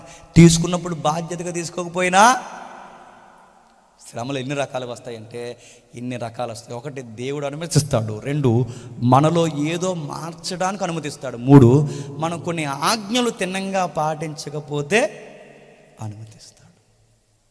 ఇంకా ఏం చేస్తాడు దేవుడు అంటే, యాకోబు పత్రిక తీయండి ఒకసారి. యాకోబు పత్రిక 5వ అధ్యాయం 14 వచనం చూడండి. యాకోబు పత్రిక 5వ అధ్యాయం 14 వచనం. మీలో ఎవడైనను రోగి అయి ఉన్నాడా, అతడు సంఘపు పెద్దలను పిలిపింపవలెను. వారు ప్రభువు నామాన అతనికి నూనె రాసి అతని కొరకు ప్రార్థన చేయవలెను. విశ్వాస సహితమైన ప్రార్థన ఆ రోగిని స్వస్థపరచును. ఇప్పుడు చెప్పండి, కొన్ని రోగాలు ఎందుకు వస్తాయట? పాపాలు చేస్తే వస్తాయంట. అంటే పాపానికి కొన్ని రోగాలకి సంబంధం ఉంటుంది. అన్ని రోగాలు పాపాల వలన రావు, అన్ని రోగాలకి పాపాలకి సంబంధం లేదు. కానీ కొందరు వ్యక్తులకి కొన్ని రోగాలకి పాపాలకి సంబంధం ఉంటుంది. దీర్ఘకాలికంగా రోగం చేత బాధపడుతున్న వారి దగ్గరికి అప్పుడప్పుడు నేను వెళ్ళి చెప్పే మాట చెప్పిన కొందరికి నేను చెప్పే మాట నాకు తెలిసిన పరిధిలో ఈ పత్రిక నాకు అర్థమైనప్పుడు నేను చెప్పిన మాట ఏంటంటే, మంచం పెట్టి బాధపడుతున్న వాళ్ళకి చివరిగా నేను చెప్పాలనుకున్న మాట, బ్రదర్ ఎవ్వరు లేని ఒక మాట చెప్తున్నాను, నాకు చెప్పొద్దు, ఎవరికి చెప్పొద్దు. దేవుడి దగ్గర ఒప్పుకోవాల్సిన ఏమన్నా ఉంటే ఒప్పేసుకో. ఎందుకంటే నీ డిసీజ్కి నీ సిన్కి ఏదో చెప్పండి సంబంధం ఉంది. ఇది నువ్వు ఒప్పుకున్నావు. నా దగ్గర ఒప్పుకోవద్దు, ఎవరి దగ్గర ఒప్పుకోవద్దు, ఏ పాస్టర్ గారి దగ్గర ఒప్పుకోవద్దు. దేవుడి దగ్గర ఒప్పుకోవాల్సింది ఏదన్నా ఉంటే ఒప్పేసుకో. అంటే కొన్ని శ్రమలు మన పాపాన్ని ఒప్పించడానికి దేవుడు పంపిస్తాడు. కొన్ని శ్రమలు మనకి నీతి నేర్పించడానికి పంపిస్తాడు. కొన్ని శ్రమలు తనను మరింత దగ్గర చేసుకోవడానికి పంపిస్తాడు. కొన్ని శ్రమలు తనకిష్టమైన బిడ్డల్ని ఇంకా భక్తిలో ఒక స్థాయికి నడిపించడానికి పంపిస్తాడు. అంటే శ్రమలు మంచికంటారా చెడుకంటారా? మంచికే. ఉదాహరణ చెప్తానేమండి, ఒక అడ్వర్టైజ్మెంట్ వచ్చేది, సర్ఫెక్సల్ అనుకుంటాను, ఆ యాడ్ వచ్చేది, జుమ్ అని పోయేది. అది అలా పోయిన వెంటనే టైడా ఇలా జుమ్ అని ఇలా వెళ్ళిపోయిన వెంటనే అప్పుడు వెనకాల ఒక ట్యాగు, మరక మంచిది. ఎందుకు? టైడ్ ఉందని. మీకు అర్థమైంది లేదు. మరక మంచిది. ఆడ అడ్వర్టైజ్మెంట్ తెలిసేటో తెలియకట్టు నాకు తెలియదు, కానీ మరక మంచిదో లేదో నాకు తెలియదు, కానీ శ్రమ మాత్రం ఒక సగటు క్రైస్తవుడికి మంచిది. గుర్తుపెట్టుకోండి. నాలో సరి చేయవలసిన ఏమైనా సరి చేస్తాడు, నాకు చూపించవలసిన ఏమైనా చూపిస్తాడు. యోబు గారికి అప్పటి వరకు చాలా దోస్తీలు. ఎవరు యోబు గారి ఫ్రెండ్స్ ఉన్నారు చూసారా, ముస్తఫా అని తిరిగేవారు వాళ్ళు. ఆయనకి ఎప్పుడైతే డిసీజ్ వచ్చిందో, ఆ డిసీజ్ వచ్చిన వెంటనే ప్రసంగికులు అయిపోయారట. ఈ ముగ్గురుని వచ్చి అన్నారట, ఏదో చేసావురా దేవుడికి వ్యతిరేకంగా అన్నారట. ఎవరిని చూసారా? దేవుడికి వ్యతిరేకంగా ఏదో చేసావురా, ఏదో రహస్య పాపం ఉందరా, ఒప్పేసుకో. చూసారా, వాదార్చవలసిన వాళ్ళు సడన్గా ఏమైపోయారు చెప్పండి, తిరగబడిపోయారు. ఇప్పుడు యోబు గారికి స్నేహితులు అంటే దెబ్బకు అర్థమవుదా? అప్పుడప్పుడు మన స్నేహితులు ఏంటో, మన సంఘం ఏంటో, మన పరిస్థితులు ఏంటో, మన చుట్టూ ఏం జరుగుతున్నాయో కొన్నిసార్లు మన కళ్ళకు కట్టినట్టు దేవుడు చూపించడానికి శ్రమల గుండా మనం నడిపించడా. అప్పుడు పాఠాలు నేర్చుకోవాలి. ఎవరు అబ్బాయి జాగ్రత్తరా, నీ చుట్టూ పరిస్థితులు ఇలా ఉన్నాయని నాకు భక్తిలో ఒక మెట్టెక్కించడానికి దేవుడు శ్రమల గుండా చెప్పండి నడిపిస్తాడు. ఆ టైంలో ఈ పాయింట్ నాకు స్ట్రైక్ అయితే శ్రమలను నేను ఏం చేస్తాను తెలుసా, ఎంజాయ్ చేస్తా. క్రీస్తుని బట్టి శ్రమల యందు ఆనందిస్తా. క్రీస్తుని బట్టి శ్రమల యందు ఆనందించిన వాడు ఇంకా రాని, ఎన్ని వస్తాయి రాని, శ్రమలు వచ్చినా, బాధలు వచ్చినా, సమస్య వచ్చినా, ఏదైనా రాని, నాకేం జరిగినా, తుఫాన్ లేచిపోయి నా మీద పడిపోయినా నేను నిలబడతానే ఉంటాను, పడనగాక పడను. ఒక మాట చెప్పాను, ఎప్పుడో మీకు చెప్తున్నానండి, దేవుడు పడగొడితే ఇంకెవడో నిలబెట్టలేడు, దేవుడు నిలబడితే ఇంకెవడో పడగొట్టలేడు. నేను దేవుడిని బట్టి ఉన్నాను కనుక నాకు ఏమీ జరగదని ఒక స్ట్రాంగ్ పిల్లర్లా నువ్వు ఎప్పుడు ఉండగలవంటే ఆ శ్రమల్లో నువ్వు దేవుడిని బ్రైట్గా చూసినప్పుడు. అది నీకు రావాలి అంటే ఖచ్చితంగా శ్రమలు రావాలా వద్దా? కరోనా మళ్ళీ వచ్చినా పర్లేదు, అప్పులు మళ్ళీ వచ్చినా పర్లేదు, మళ్ళీ వచ్చినా పర్లేదు, స్ట్రాంగ్గా ఉండాలి. ఎందుకంటే ఈ చిన్న శ్రమలే తట్టుకుపోతే రేపొద్దున ఆకాశం విడిపోయి మేఘాల మీద పెళ్ళున మెరుపు దాళ్ళలో ప్రభు అయిన యేసుక్రీస్తు వారు వచ్చిన రాకడ నీ గుండె తట్టుకోవాలి అంటే ఇన్ని శ్రమలకి నీ గుండె అలవాటు పడాలా వద్దా? ఆ రాకడ గడియలు నువ్వు తట్టుకోవాలంటే ఇన్ని శ్రమలు నువ్వు ఖచ్చితంగా అలవాటు పడాలి. అందుకే భక్తులైన వారిని, తనకి ఇష్టలైన వారిని కొన్ని శ్రమల గుండా ఆయన నడిపిస్తాడు. ఆ నడిపించినప్పుడు దేవుడు ఖచ్చితంగా నీ స్టాండింగ్ ఏంటో చూస్తాడు. ఇంకా మీకు బాగా అర్థం కావాలి అంటే ఒక్కసారి త్వరగా కొరింథీయులకు రాసిన 2వ పత్రిక చూడండి. కొరింథీయులకు రాసిన 2వ పత్రిక త్వరగా, కొరింథీయులకు రాసిన 2వ పత్రిక 12వ అధ్యాయం, కొరింథీయులకు రాసిన 2వ పత్రిక 12వ అధ్యాయం, కొరింథీయులకు రాసిన 2వ పత్రిక 12వ అధ్యాయం 9వ వచనం నుండి, కొరింథీయులకు రాసిన 2వ పత్రిక 12వ అధ్యాయం 9వ వచనం నుండి, అందుకు నా కృప నీకు చాలును, బలహీనతల యందే నా శక్తి పరిపూర్ణమగుతున్నదని ఆయన నాతో చెప్పగా, కాగా క్రీస్తు శక్తి నా యందు నిలిచిండు నిమిత్తము విశేషముగా బలహీనతల యందే బహు సంతోషముగా అతిశయపడుదును. ఇక్కడ బలహీనతలు అంటే పౌలు గారికి ఏవో పర్సనల్ ప్రాబ్లమ్స్ ఉన్నాయనుకోకండి. ఒకటి చదవపోయి ఒకటి చదివారు కొంతమంది. పౌలు గారికి కూడా ఏ స్టోరీలు ఉన్నాయండి అన్నారు. వీళ్ళకి ఉన్నాయి స్టోరీలు, అందుకే ఆయన గలుపుతున్నాడు. ఎవరికి అలా ఏముండదు. పౌలు గారు ఇక్కడ టెక్స్ట్లో బలహీనతలు అంటే శ్రమలను దేంతో పోలుస్తున్నాడు? బలహీనతలు. పౌలు గారు శ్రమలను, బలహీనతలను, కీడ్ని బలహీనతతో పోలుస్తున్నాడు. ఆ బలహీనతలను తీసేమని పౌలు గారు అడిగారు. ఎందుకంటే క్రొత్త నిబంధనలో యోబు తర్వాత అంత శ్రమ పడింది ఎవరో తెలుసా? పౌలు గారే. అపోస్తుల కన్నా ఎక్కువ శ్రమ పడింది ఎవరో తెలుసా? పౌలు గారే. వాడ పగిలిపోయింది, అన్నం లేకుండా పోయింది, వస్త్రాలు పోయాయి, సహోదరులు, స్వజనులు, ఒక్క బాధ కాదు ఎన్ని బాధలు అనిపించాడో. క్రీస్తు తర్వాత అన్ని బాధలు క్రొత్త నిబంధనలు అనిపించింది ఎవరంటే ప్రౌఢిగా చెప్పుకోవచ్చు ఎవరు? పౌలు గారే. పౌలు గారే అంత బాధ అనిపించిన ఆ పెద్ద అయినట్టున్నాడు. ముమ్మారు ప్రార్థన చేశాడు, దేవా ఈ సాతాను కీడుని, ఈ దూతను నా నుంచి తీసే ప్రభు అంటే దేవుడు అన్నాడట. ఆ టైంలోనే నీ భక్తి, నీ స్థిరమైన విశ్వాసం బాగుంటుంది, అలా ఉంచు యోబు అన్నప్పుడు దేవుడితో పౌలు అన్నాడు, ప్రభువా ఈ శ్రమల యందే నీ కృప నా యందు విస్తరిస్తుంది అనుకుంటే నాకు శ్రమలు అలా ఉంచు, ఆ కృప నాకు కావాలి అన్నాడు. నిజమే. చూడండి, బాధ ఉంటే ప్రార్థన భారంగా ఉంటుంది. బాధ లేదనుకోండి చెప్పండి హాయ్ బాయ్ అన్నట్టు ఉంటుంది ప్రార్థన. ఉండదు చెప్పండి. బాధ ఉందనుకోండి మోకాలు మించి లేకమన్నా లేకం, ఏడుస్తూనే ఉంటాం, గుండెలన్నీ సింపుకుంటాం, బట్టలు చింపుకుంటాం, ఎంత బాధపడుతూ ప్రార్థన చేస్తాం. అదే అంత కక్కముక్క డొక్క తినేసి కళ్ళంతా బాగా మొత్తెక్కైనా అనుకోండి ప్రార్థన ఎలా చేస్తాం? ప్రార్థనలోనే మనసాన్ని జారబడిపోతాం. ఎలాగా నెరవేర్చమని అడుగుతున్నాను. ఆ ప్రార్థనలో నిద్ర వచ్చేస్తుంటుంది, బైబిల్ చదువుతుంటే నిద్ర వస్తుంటుంది. నేను అడుగుతున్నాను, నీ కంటి మీద నిద్ర లేకుండా నువ్వు ప్రార్థనలో పెనుగులాడాలంటే ఆ శ్రమల యందు ఆయన కృప నీకు అవసరము. ఇప్పుడు చెప్పండి, యోబుకి బాగా వినాలి, యోబుకి పాత నిబంధనలో సాతానును దూతగా పంపాడట. మళ్ళీ క్రొత్త నిబంధనలో యోబులాగే సాతాను దూతని ఎవరి మీద పంపాడు తెలుసా? పౌలు గారి మీదకు పంపాడు. ఇప్పుడు సేమ్ ఆ కేసు చెప్పండి, ఈ కేసు ఒక్కటే. యోబు గారి కేసు చెప్పండి, పౌలు గారి కేసు ఒక్కటే. ఈ శ్రమల గుండా కొంచెం తేడా ఉందేమో కానీ ఈ శ్రమల గుండా పౌలు గారిని పంపినప్పుడు ఆ 7వ వచనం అంటున్నాడు చూడండి, సాతాను దూత ఒక ముళ్ళు నా యందు ఉంది ప్రభువా. ఇప్పుడు చెప్పండి, సాతాను దూతగా శ్రమను, సాతాను దూతగా మనం ఏమి పంపుతాడు? ఇప్పుడు ప్రశ్న అడుగుతున్నాను, మన మీదకి సాతాను పంపే అంత భక్తులము మనం? యోబు గారికి మన వల్ల మనవరాలము మనం? పౌలు అంత భక్తి ఉందా మనకి? మనకు అంత సీన్ లేదు. మనకు శ్రమలు సాతాను వల్ల రావు, మనకు శ్రమలు దేవుని వల్ల రావు. మనకు శ్రమలు ఎవరి వల్ల వస్తాయి చెప్పనా? మన వల్ల మనకే వస్తాయి. మనకు సాతాను వచ్చి పరీక్షించే అంత భక్తి పనులు ఏం కాదు. అది నీకు తెలుసు, నాకు తెలుసు, తెలదు. మరి మన శ్రమలు ఎలా వస్తాయి బ్రదర్ అంటే, మనం చేసుకున్నది మన నెత్తి మీద తెచ్చుకోవట్లేదు. దేవుడు డబ్బు ఇస్తాడు, నీ విచ్చలవిడిగా ఖర్చు పెడతావు. ఆ ఇచ్చలవిడితనానికి అప్పుల పాలు అవుతావు. ఇప్పుడు వచ్చేమంటావంటే సాతాను మమ్మల్ని అప్పుల్లో గండి. సాతాను గంటిందా? నువ్వు పోయావా చెప్పు? నువ్వు పోయావు, నీకు తిరమలేక ఖర్చు పెట్టుకోవడం రాక. దేవుడు ఆరోగ్యాన్ని ఇస్తాడు, ఆ పాసిపోయిన పూరీలు, పానీపూరీలు, ఫ్రైడ్ రైస్లు, ఈ చెత్త అంతా తింటావు. ఈ చెత్త అంతా తిని అనారోగ్య సమస్య తెచ్చుకుంటావు. దేవా ఏంటి ప్రభు ఇలాంటి రోగం నాకు అనుమతించాడు? దేవుడేం అనుమతించలేదు చెప్పండి. ఆ కుళ్ళిపోయిన ఆయిల్ అన్ని తిని చెప్పండి నువ్వు నాశనం చేసుకున్నావు ఆరోగ్యాన్ని. ఇది దేవుడి వరకు వద్దు. మళ్ళీ చెప్తున్నాను, దేవుడు సాతాను అంత సీన్ లేదని మనకు మళ్ళీ చెప్తున్నాను. సాతాను పరీక్షించడానికి మనం యోబులం కాదు, సాతాను పరీక్షించడానికి మనం చెప్పండి పౌలం కాదు. సాతాను వచ్చేంత సీన్ భక్తి మనకి లేదు.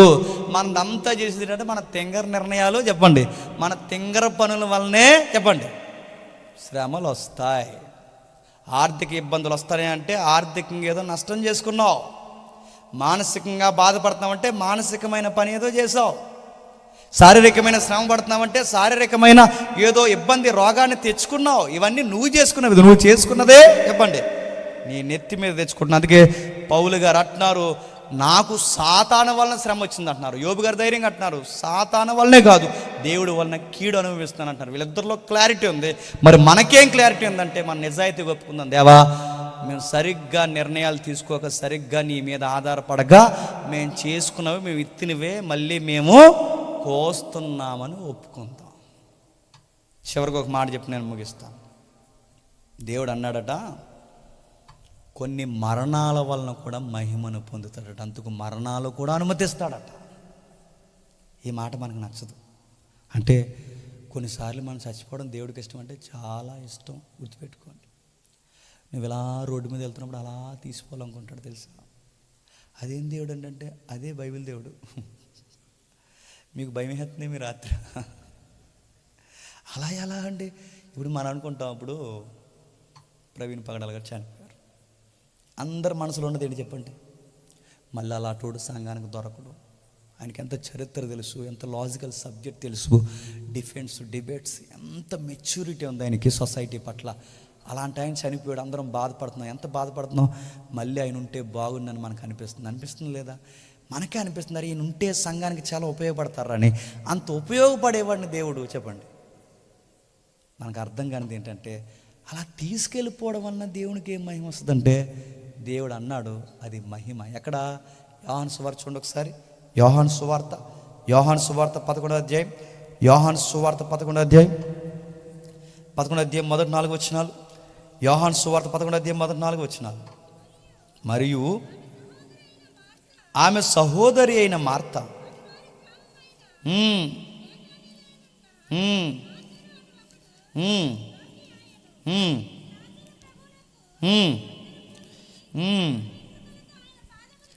మూడో వచనం, అతని అక్క చెల్లెలు, ప్రభువా ఇదిగో నువ్వు ప్రేమించిన వాడు రోగి ఉన్నాడని ఆయన వద్దకు వర్తమానం పంపరు. యేసు అది విని, ఈ వ్యాధి మరణం కొరకు వచ్చినది కాదు, అది దేవుని కుమారుడు దాని వలన మహిమ పొందినట్లు దేవుని మహిమ కొరకే వచ్చిందని. ఇదేంటిది? కొన్ని రోగాల వలన ఎవరు మహిమ పొందుతారంట? దేవుడు. నాకు రోగం వస్తే ఎవరికి మహిమంట? దేవుడు. అలాగెలా ప్రభు అంటే ఆ రోగం తగ్గితే నువ్వు ఎవరిని మహిమపరుస్తావు? ఆ మహిమ ప్రజల్లో ఒక సాక్ష్యంగా మారాలి అంటే నిన్ను ఎందులోకి అప్పగిస్తాడు తెలుసా? రోగం ఉండి అప్పగిస్తాడు. ఇప్పుడు ఇక్కడ దేవుడు ప్రేమించిన శిష్యుడు ఎవరు?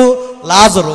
ఈ లాజర్ని మరణానికి అప్పగించాడు. ఎందుకు మరణానికి అప్పగించా ప్రభు అంటే ఆ మనిషి చనిపోవడం ఎవరికి మహిమ చెప్పండి?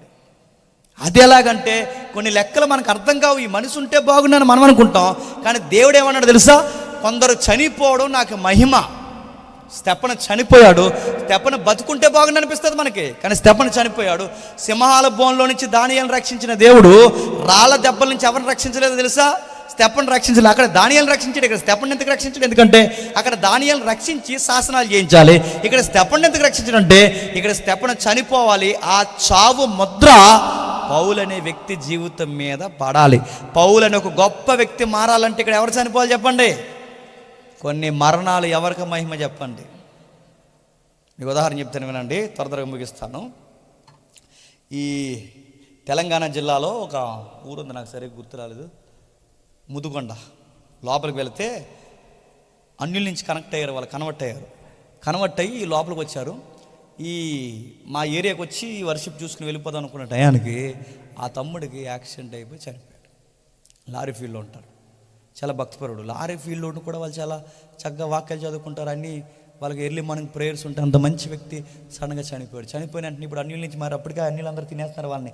ఈ దేవుడు నమ్ముకుని మీకు ఏం కలుస్తున్నారు? ఈ దేవుడు నమ్ముకుని మీ కోళ్ళలో రకరకాల పనులు చేసింది, మీరు ఇప్పుడు మీ చిన్నోడు చచ్చిపోయి రకరకాల పనులు జరుగుతున్నాయి, ఏం కలిసి వస్తుంది అని వాళ్ళని ఎంత ఇబ్బంది పెట్టారు, అంత ఇబ్బంది పెడుతున్నారు. ఈ టైంలో జ్ఞాపకార్థ గుడి పెట్టారు. ఆ జ్ఞాపకార్థ గుడికి ప్రసంగానికి నన్ను పిలిచారు. ఎలా ఉంటుంది చెప్పండి పరిస్థితి? అన్యులందరూ కూర్చొని బొట్లు పెట్టుకుని ఆ దేవుని తిట్టుకుంటూ నేను ప్రసంగం చెప్పాలి. ఇవి కూర్చున్నారు. నా ఫోకస్ అంతా అక్కడ ఒక అమ్మాయి ఉంది, వాళ్ళకు గారాల చెల్లి ఉంది. ఆ చెల్లి కోసం వీళ్ళు కష్టపడతారు. ఆ చక్కగుంట చెల్లి, మెచ్యూరిటీ ఉన్న అమ్మాయి. ఆ అమ్మాయి వాళ్ళ అన్నయ్య చనిపోయిన తర్వాత దేవుడిని చాలా దూషించడం మొదలుపెట్టింది. దేవుడేమైపోయాడు. నా ఫోకస్ అంతా అమ్మాయి మీద ఉంది. ఇప్పుడు ఆ అమ్మాయి స్టాండింగ్ తీసుకుంటుందా తీసుకోదా చూస్తున్నాను, మెసేజ్ చెప్తాను, అమ్మాయి ఇంకా చూస్తున్నాను. ఈ అమ్మాయి పరిస్థితి ఏంటి? ఎందుకంటే నెక్స్ట్ మోటివేట్ చేసిన కాస్త నాలెడ్జ్ ఉన్న అమ్మాయి, ఆ అమ్మాయి ఉంటే కుటుంబం నిలబడదు, లేదంటే మొత్తం కుటుంబం పోద్ది. ఈ టైంలో ఎలా అన్నప్పుడు ఆ అమ్మాయి ఏముందో తెలుసా? ఆ ప్రేయర్ అయిన తర్వాత ఆ రోజు సాయంత్రం జ్ఞాపకార్థ గుడి సాయంత్రానికి ఏముందంటే, ఏ దేవుడు అని తిరిగి మా అన్నయ్య చచ్చిపోయాడో, ఏ దేవుడు సువార్తని మా అన్నయ్య చనిపోయాడో, మా అన్నయ్య వదిలిపోయినా ఆ సువార్తని ఈ రోజు నుంచి నేను కొనసాగిస్తాను. ఆ రోజు సాయంత్రమే ఆ తల్లి బాప్తిజం తీసుకున్నాను. ఇప్పుడు చెప్పండి, ఈ పిల్ల ఒక విధంగా అనుకుంటాను, ఈ వయసులో ఉన్న ఈ అమ్మాయి ఇంత స్టాండింగ్ తీసుకోవాలి అంటే దేవుడు వాళ్ళ సహోదరుడు మరణాన్ని అంగీకరిస్తాడా, మహిమ పొందుతాడా, పొందడా చెప్పండి?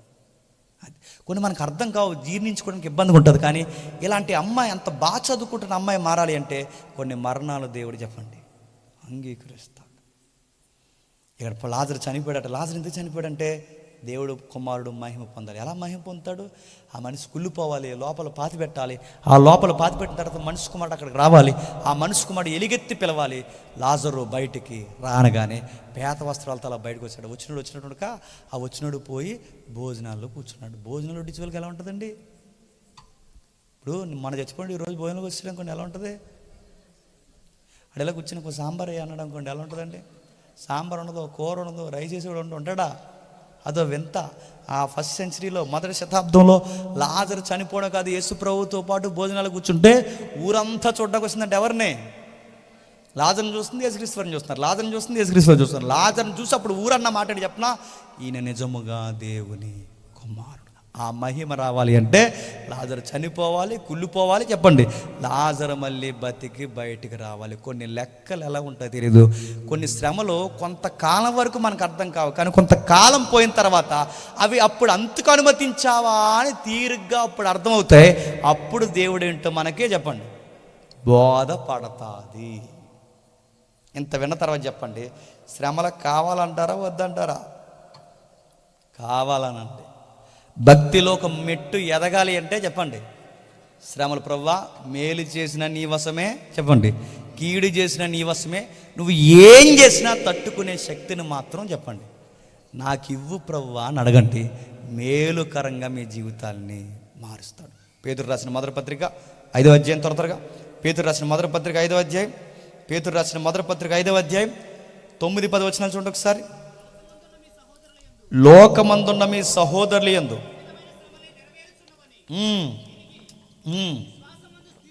విశ్వాసమందు స్థిరులై వారిని ఎదిరించుడు, తన నిత్య మహిమనకు క్రీస్తునందు మిమ్మల్ని పిలిచిన సర్వకృపానిధి యొక్క దేవుడు కొంచెము కాలము మీరు శ్రమ పొందిన పిమ్మట తానే మిమ్మల్ని పరిపూర్ణంగా చేసి స్థిరపరిచి బలపరిచి, ఇప్పుడు చెప్పండి, సంపూర్ణంగా స్థిరపరిచి బలపరచడానికి దేవుడు దేని గుండా నడిపిస్తాడట? ఇప్పుడు చెప్పండి, మనం సంపూర్ణులు అవ్వాలంటే ఏం ఆహ్వానించాలి చెప్పండి? శ్రమలు కావాలి.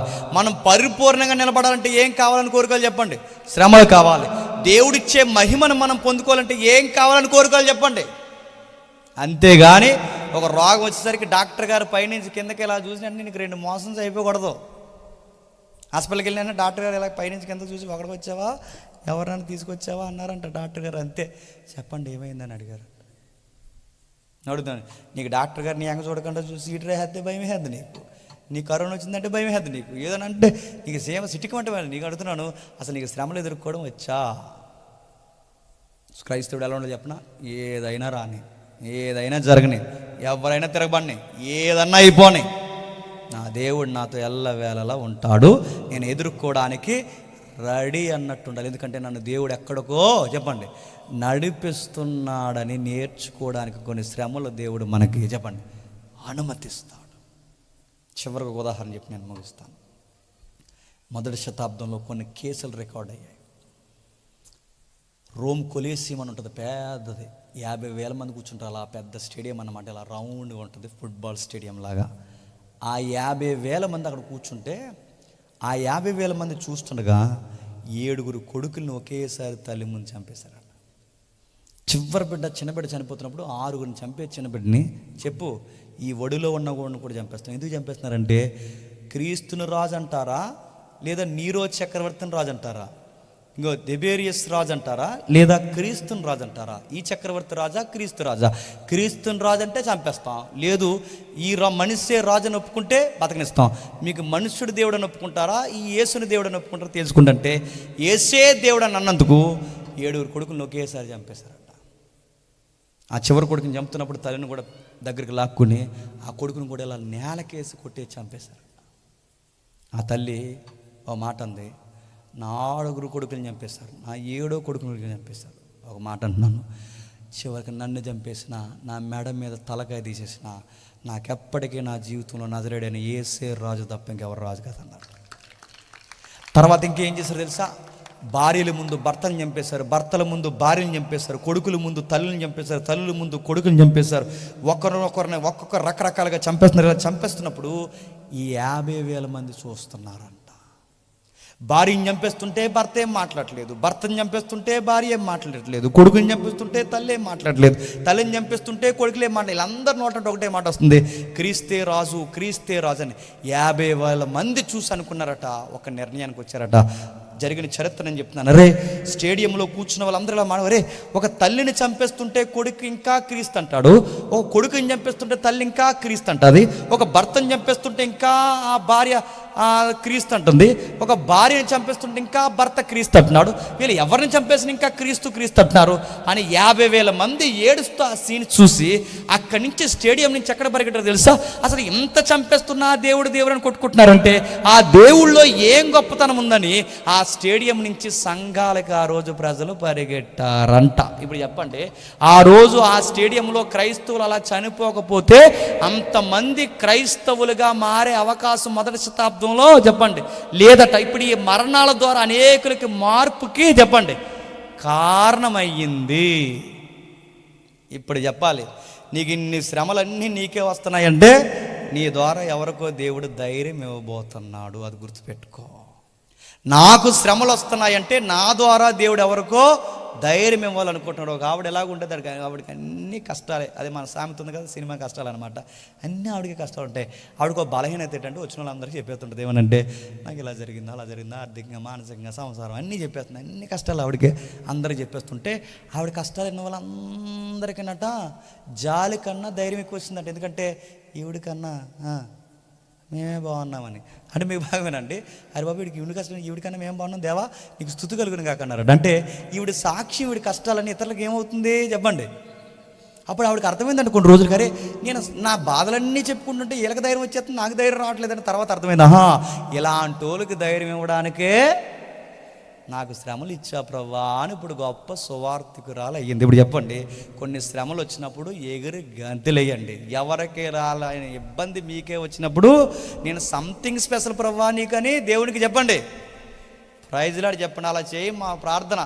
అందరు కొడుకులు బాగానే ఉన్నారు ఈదులో, మా కొడుకు ఎందుకు ఇలా ఇప్పుడు ప్రభా పోతే అందరం తీసిపో, మా వాడిని ఒకరిని ఎందుకు తీసిపోతామని చేద్దాం ప్రార్థన. మా అందరు కొడుకులు వేరు, నీ కొడుకు సంథింగ్ స్పెషల్, నువ్వు నీ కొడుకు దేవుడికి. అందుకే కొన్ని మట్టుకులు ఎక్కువ వేస్తారు, గుర్తుపెట్టుకో. శ్రమలు రానివ్వండి, ఇబ్బందులు రానివ్వండి, ఏదొచ్చినా కానీ అంగీకరించండి. ఇప్పుడు చెప్పండి, శ్రమలు ఒకటి దేవుని మూలంగా వస్తాయి, రెండు శ్రమలు మన స్వయంకృత అపరాధం వల్ల వస్తాయి, శ్రమలు ఇండైరెక్ట్గా సాతానుగాడి వల్ల వస్తాయి.